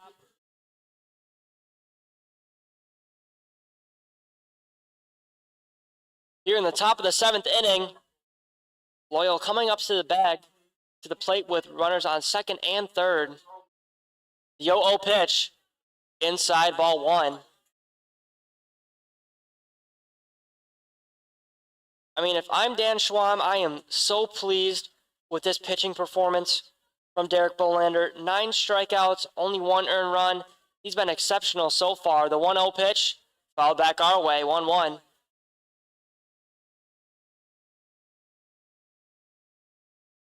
.85-mile-per-hour fastball. Bolander is still finding the zone effortlessly.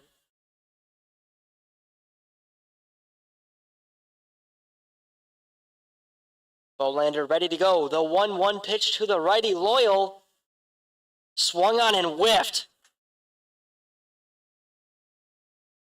1 ball, 2 strikes. Doubledays fans on their feet.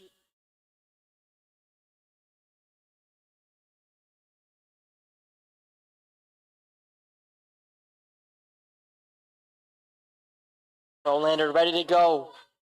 The 1-2 pitch with 2 outs.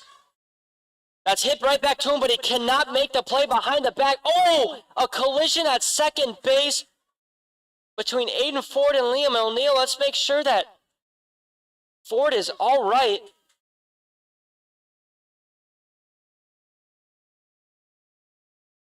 It's gone quiet in here, but it seems that O'Neill, who the one was down, was all right, and Ford, the one who's grabbing his arm, is all right, but 1 run does in fact score, as Bolander could not make the play behind his back, and O'Neill could not make the diving grab to throw it over to first in time. So the lineup flips over for the Geneva Red Wings, and that'll bring up the leadoff batter, Colin Boyd, the EH. The score is 6-2 now. In the top of the 7th with 2 outs. Runners on first and third, the pitch. Doubledays fans don't agree with that pitch. They thought that one was a strike. 91 miles per hour. The velo was still there, folks. The 1-0 pitch. Swung on, fouled back our way. To make the count, 1 ball, 1 strike, back-to-back 91 miles per hour pitches.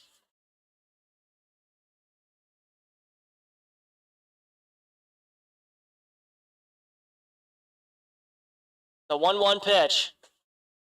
Outside, ball 2. 80 miles per hour changeup. Bolander wants a new ball. Tosses it to the ball boy.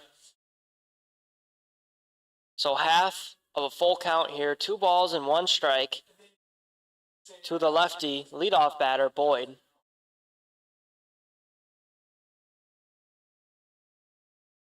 The pitch.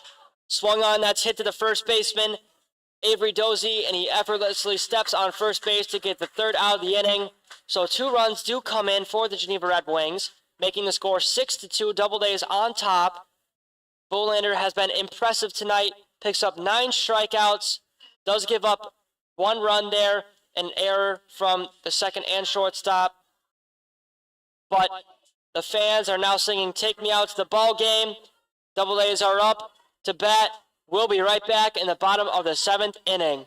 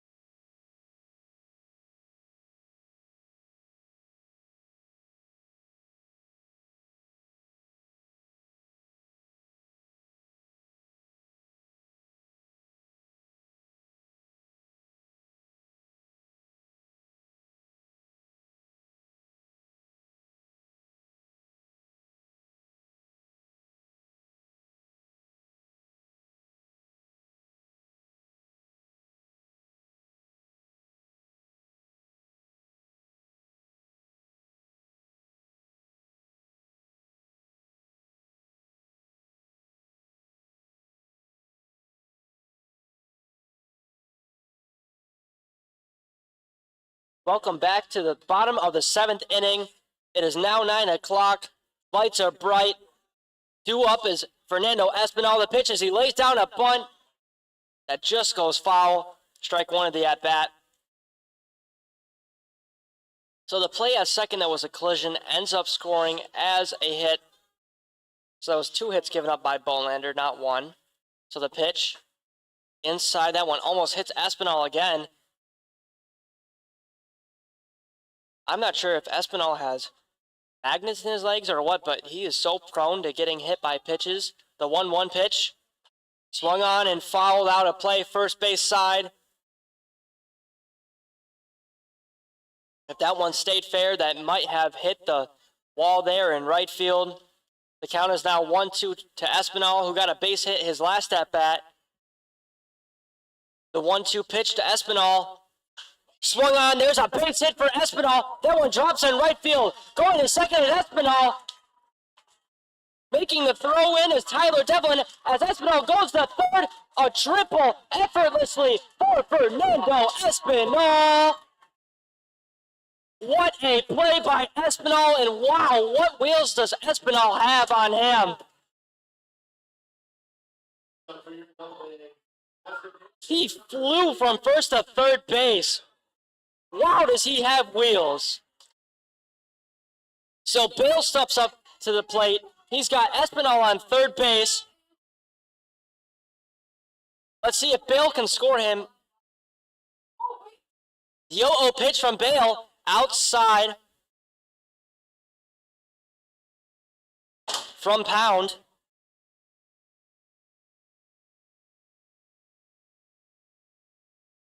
Count is 1 ball, no strikes. The 1-0 outside from Pound. By the way, Pound is listed as 6'7", and Bale is listed as 6'6". So this at-bat is kind of like Randy Johnson versus Aaron Judge if you really think about it. The 2 height similarities. 2 giants against each other. 2 balls, no strikes. Pitches fall back our way. Half of a full count now.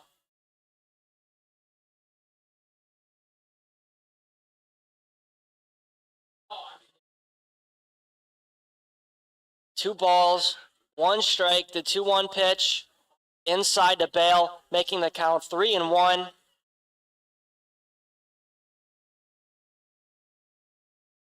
No outs in the bottom of the 7th inning. Score is 6-2. Espinal's on third. The pitch to Bale. That's swung on. That's hit into shallow right field. Running in is Devlin. And that one drops. And scoring easily as Espinal. And that's a base hit for Zach Bale. The score is now 7-2. A bloop single for Bale. As that one dropped in between John Lewis and Tyler Devlin. Lewis got all the way out there to right field, but looked like a bit of miscommunication as that one drops. Making the score 7-2, Auburn Doubledays ahead. Due up now for the Doubledays is the lefty Avery Dozie. First pitch fouled on. No balls, 1 strike, no outs. The 0-1 pitch, a breaking ball that finds the middle of the zone.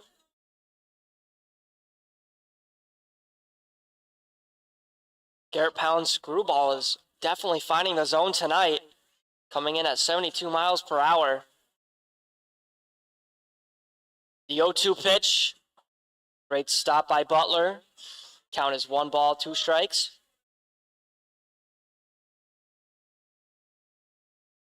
Bale on first. He's got a 2-stride lead off first. Pound keeping him close, keeps looking over. Looking. The pitch. That's fouled down third base side into the Doubledays bullpen. So the count is 1-2. Dozie staying alive. The 1-2 pitch. Swung on and missed. Strikeout for Pound. And down goes Dozie swinging, and that'll bring up Liam O'Neill, the shortstop, with 1 out. You're in the bottom of the 7th inning. The pitch to O'Neill. He swords there. No balls, 1 strike, 1 out.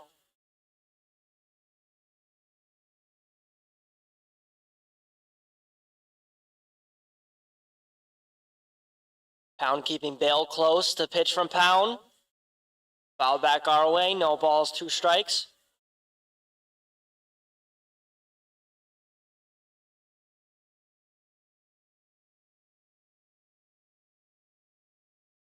No balls, 2 strikes.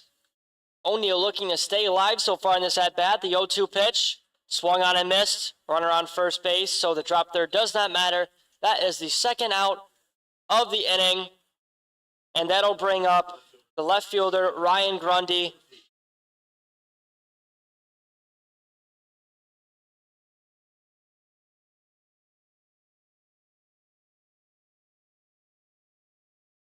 So we got 2 outs now in the bottom of the 7th inning. We still have Bale on first base. The 0-0 pitch outside. Another great stop by Butler. 79 miles per hour, says the radar.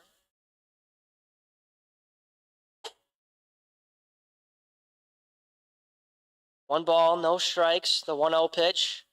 In the dirt, another great stop by Butler. Back-to-back great stops by Butler. That was an acrobatic play.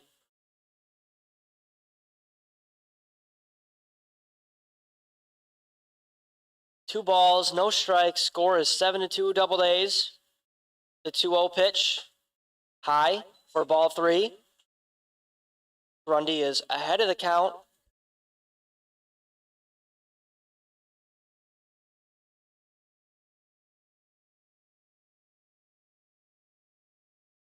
The pitch.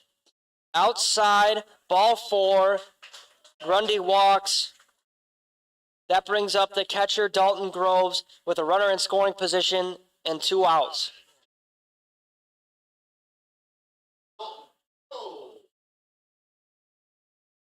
Ball boy delivering a lot of baseballs to the home plate umpire. There's probably been close to 20 foul balls tonight that have been out of play. So we have 2 outs in the bottom of the 7th inning.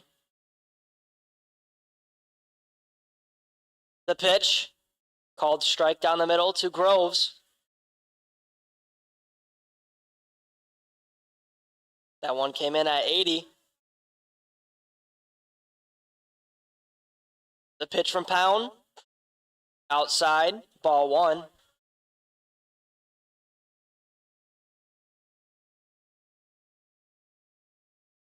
One run has scored so far this inning. That was Espinal. Hit a triple, too. The pitch. Outside, that one gets away from Butler. Advancing is Bale to third. And we also have a runner on second base.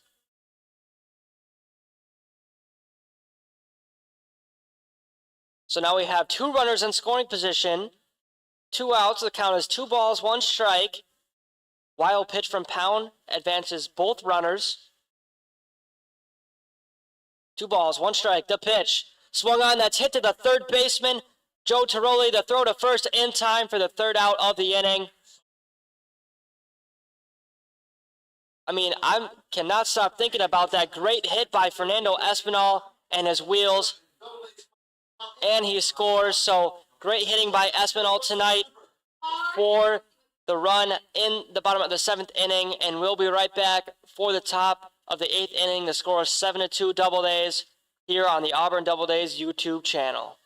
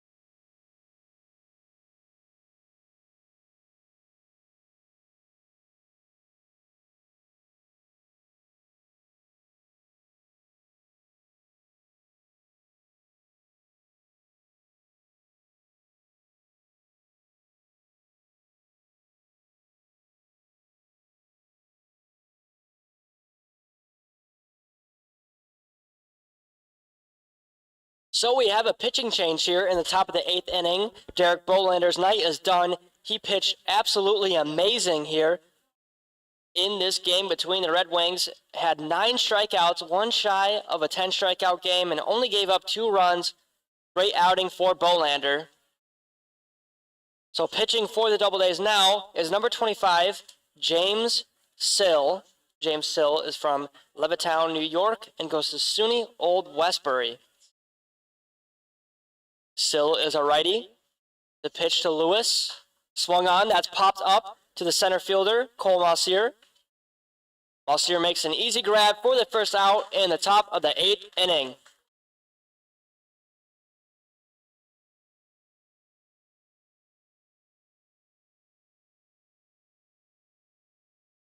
So with 1 out now in the top of the 8th inning, that'll bring up Matt Jennings, the left fielder. The pitch is a ball in the dirt to Jennings, 73 miles per hour from Sill.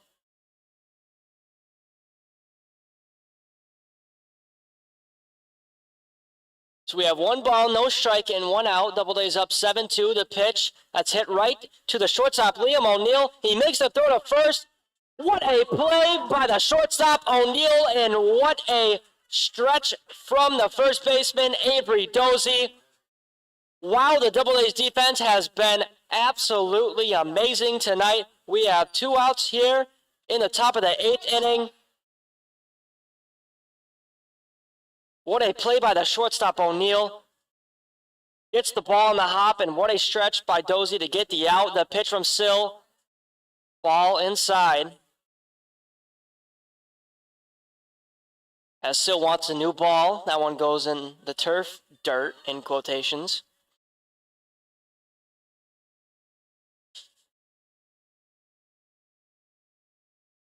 So the count is 1 ball, no strikes, and 2 outs.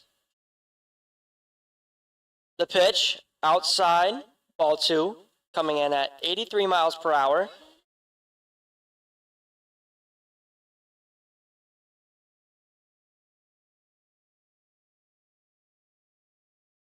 Righty on righty duel, the pitch, swung on and whiffed.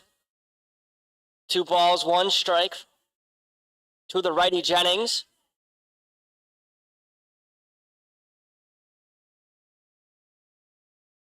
Sill ready to go, Jennings ready to go. The 2-1 pitch on the way. Swung on and whiffed again, back-to-back strikes swinging by Sill.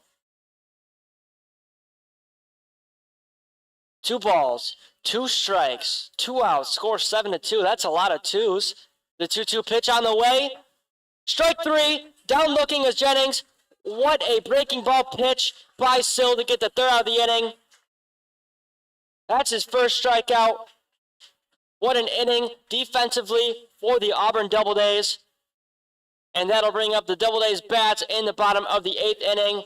And we'll be right back on the Doubledays YouTube channel.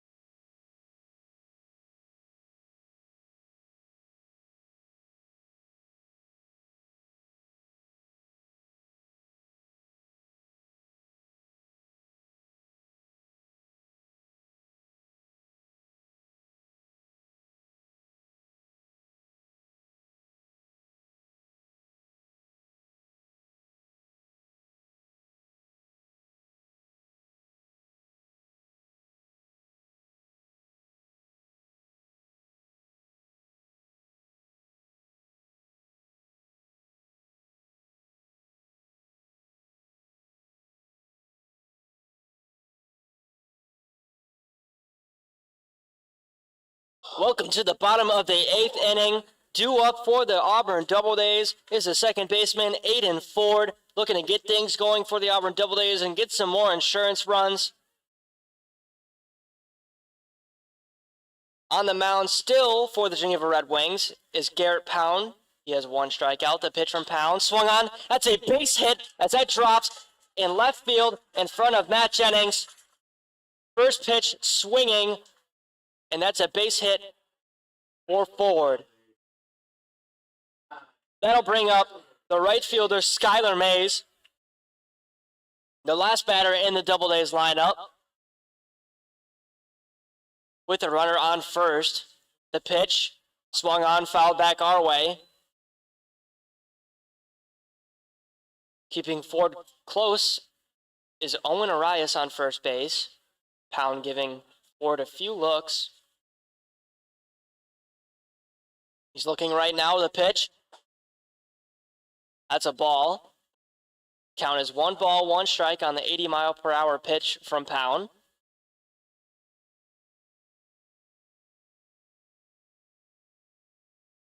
The 1-1 pitch, inside and in the dirt again. 2 balls, 1 strike.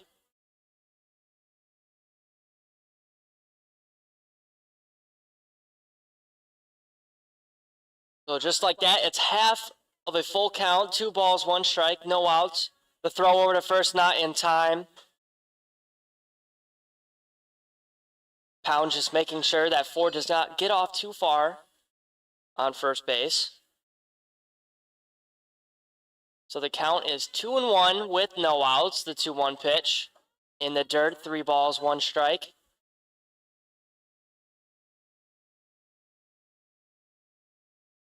As Mays is quickly ahead in the count.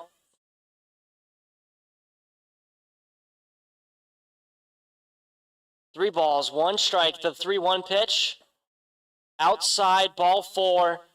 Mays makes his way down first base, and that'll bring up the leadoff batter, Cole Mulseer, who's due for a hit. The center fielder has runners in scoring position. Ford on second. Mays on first. Let's see if Mulseer can do any damage.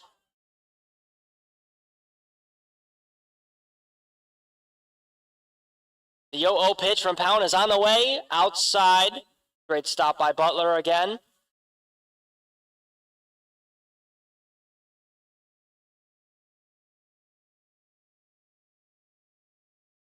One ball, no strike, 1 out. Score is 7-2. In the bottom of the 8th, the pitch called strike by the home plate umpire down the middle. 81 miles per hour, says the radar gun.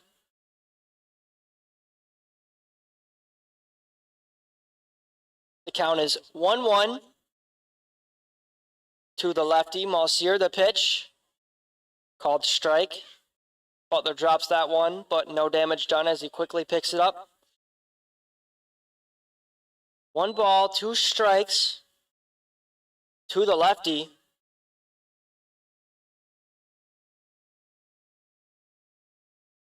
Pound giving Ford a look. The 1-2 pitch, a breaking ball that finds the zone, and down looking is Mulseer. That's the first strikeout of the inning. Second for Pound, and that's the first out of the inning for the Doubledays offense. That breaking ball has a lot of curve to it. Breaking ball finds the zone effortlessly, too. The pitch, swung on and missed. There's another breaking ball. Breaking ball is working amazingly.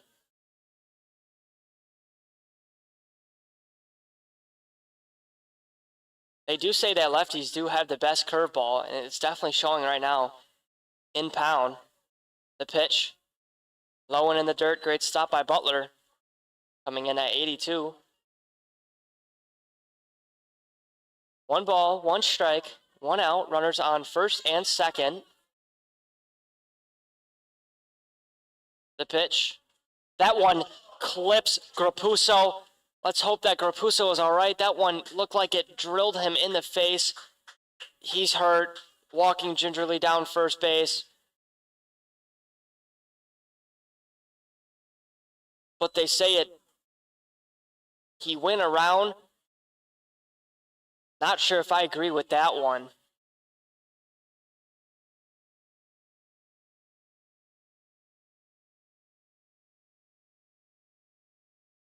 So instead of another runner on and making the bases loaded, there's now an open first base as both runners stole. Count is 3 balls, 1 strike to the lefty Gavin Grapuso, the third baseman, as he's ahead in the count. Seems to be all right to hit the 3-1 pitch in the dirt, and there you go, Grapuso, have your base. That'll bring up Fernando Espinal, who's already got a base hit tonight and a triple, and he's scored twice.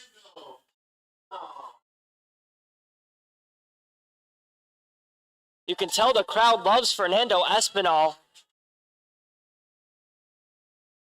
With bases loaded, the pitch to Espinal, swung on, that's a base hit for Espinal. Scoring is forward.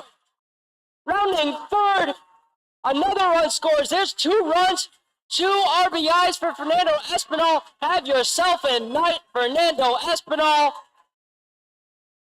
Wow, is he on fire? A double for Espinal as that one gets past the glove of Joe Tiroli. The score is now 9-2. Doubleday's got some more insurance runs.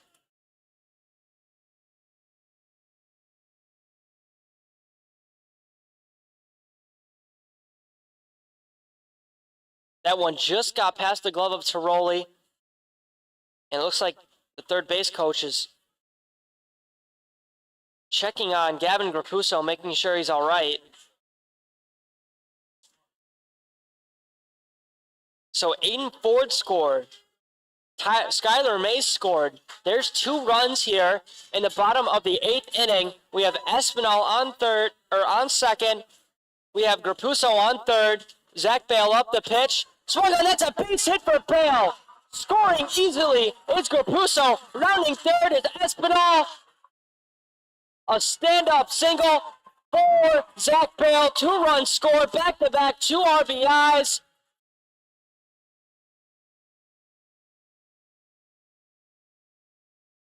The score is 11-2. Doubledays are up. Double-digit runs for the Doubledays, and that'll bring up the lefty, Avery Dozy, the first baseman. He's got a runner on first with 1 out. The pitch, called strike down the middle. Another breaking ball from Pound. Doubledays fans are excited tonight. That's back-to-back 2 RBIs hits. 11-2, the pitch, outside. You can definitely feel the energy here in Falcon Park. And we only have 1 out. The 1-1 pitch, foul ball. Oh! That one went into the Doubledays bullpen, into their dugout. That almost hit the manager right in the head. Thankfully, ducked out of the way. The count is 1 ball, 2 strikes, 1 out. The pitch to Dozy on the way. Breaking ball, and he whiffs. That's the 2nd strikeout of the inning for Pound. 3rd of the night for Pound, and that's his 2nd out of the inning. And that'll bring up the shortstop, the 6th batter in the Doubledays lineup, Liam O'Neill. Pound looking at first, keeping Bale close to pitch. Outside, great stop by Butler to keep Bale close at first.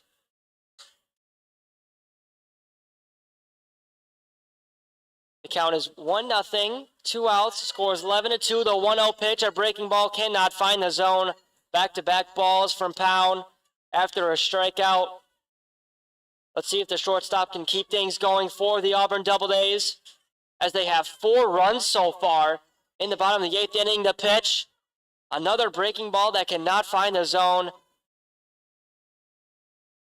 3 balls, no strikes, 2 outs. O'Neill far ahead in the count.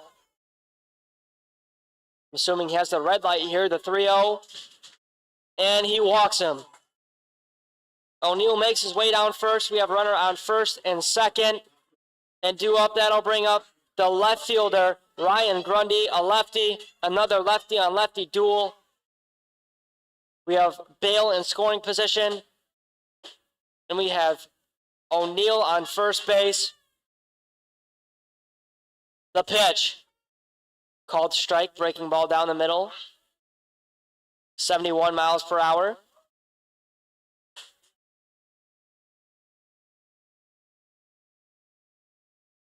No balls, one strike, the 0-1. Did not go around, so that's 1 ball, 1 strike to the lefty Grundy.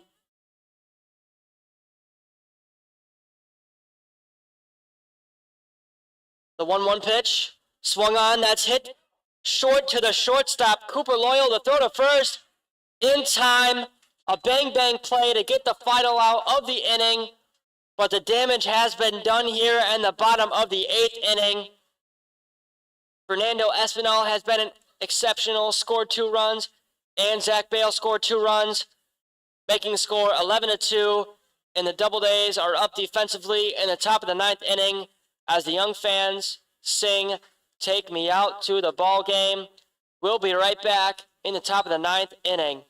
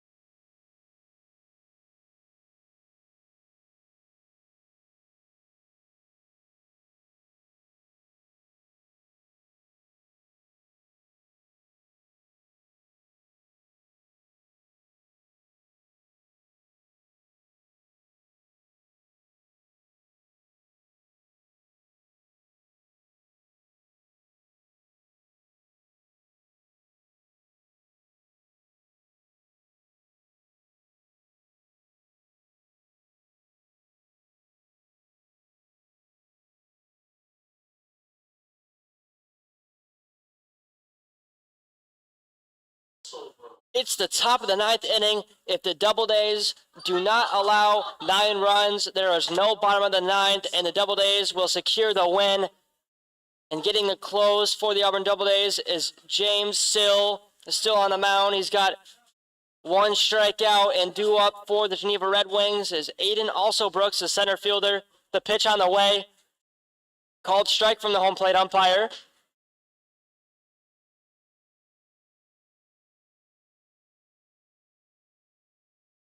The score is 11-2. Doubledays ahead by 9. The pitch outside, ball 1.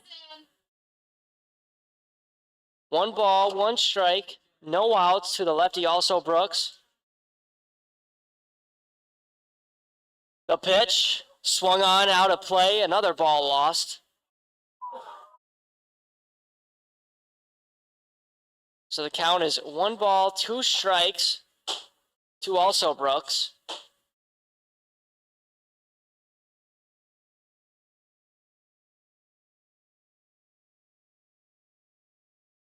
The 1-2 pitch on the way, outside, great stop by Dalton Groves, making the count 2 balls and 2 strikes.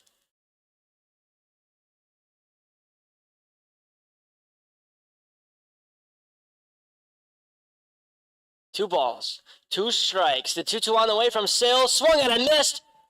That's the first out here in the top of the 9th inning, and another strikeout for James Sill.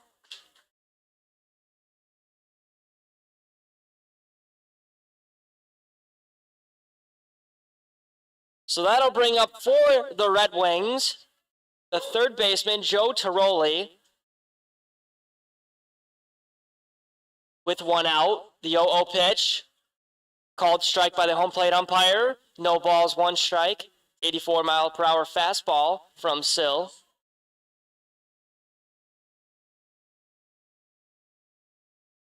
The 0-1 pitch, swung on and missed. Another whiff. 3 straight strikes from Sill.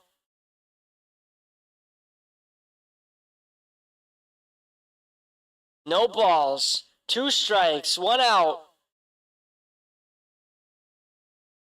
The 0-2 pitch. That's hit to the third baseman. Gavin Grapuso making a throw to first. Not in time. Joe Tiroli gets into first base. So the Geneva Red Wings have 1 runner on first base. And that'll bring up the catcher, Zach Butler, with 1 out. It was a great throw by Grapuso, just not in time to get the speedy Tiroli.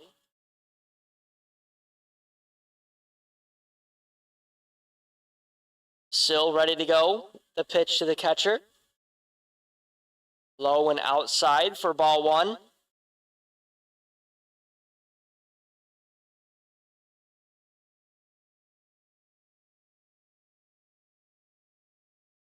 The pitch. Swung on. That's hit short to the shortstop, Liam O'Neill. Spinning it to second. In time for the throw at second, but not in time for the throw at first. So getting on base is the catcher, Zach Butler, due to a fielder's choice. But we do have 2 outs now in the top of the 9th inning. O'Neill tossed it to second base, getting that first out. Then threw it to first. Was Ford, but not in time, was the throw by Ford. First pitch is crushed out of play, a foul ball. For the 8th batter in the Geneva Red Wings lineup, Tyler Devlin, the right fielder. He's got 1 runner on first base, but he also has 2 outs, and the score is 11-2. A lot has to be done for the Red Wings to get back in this game. The pitch. That ball just missed the zone there. Not sure what was wrong with that one, but that's a ball there. The count is 1 ball, 1 strike to the righty Devlin. Sill is ready to go. The 1-1 pitch. Called strike inside corner of the plate. 1 ball, 2 strikes. Sill is ahead.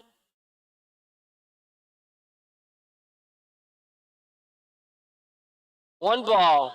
2 strikes, 2 outs, 11-2 Doubledays. Still taking his time, hoping to get the strikeout here. The 1-2 pitch, swung on and missed. And that is the 3rd out in the top of the 9th inning, and that is the ball game. The Doubledays win. Fans are on their feet. This place is electric. The Doubledays win. They improve to 4-2. Doubledays' next game is Monday at 11 a.m. against the Newark Pilots.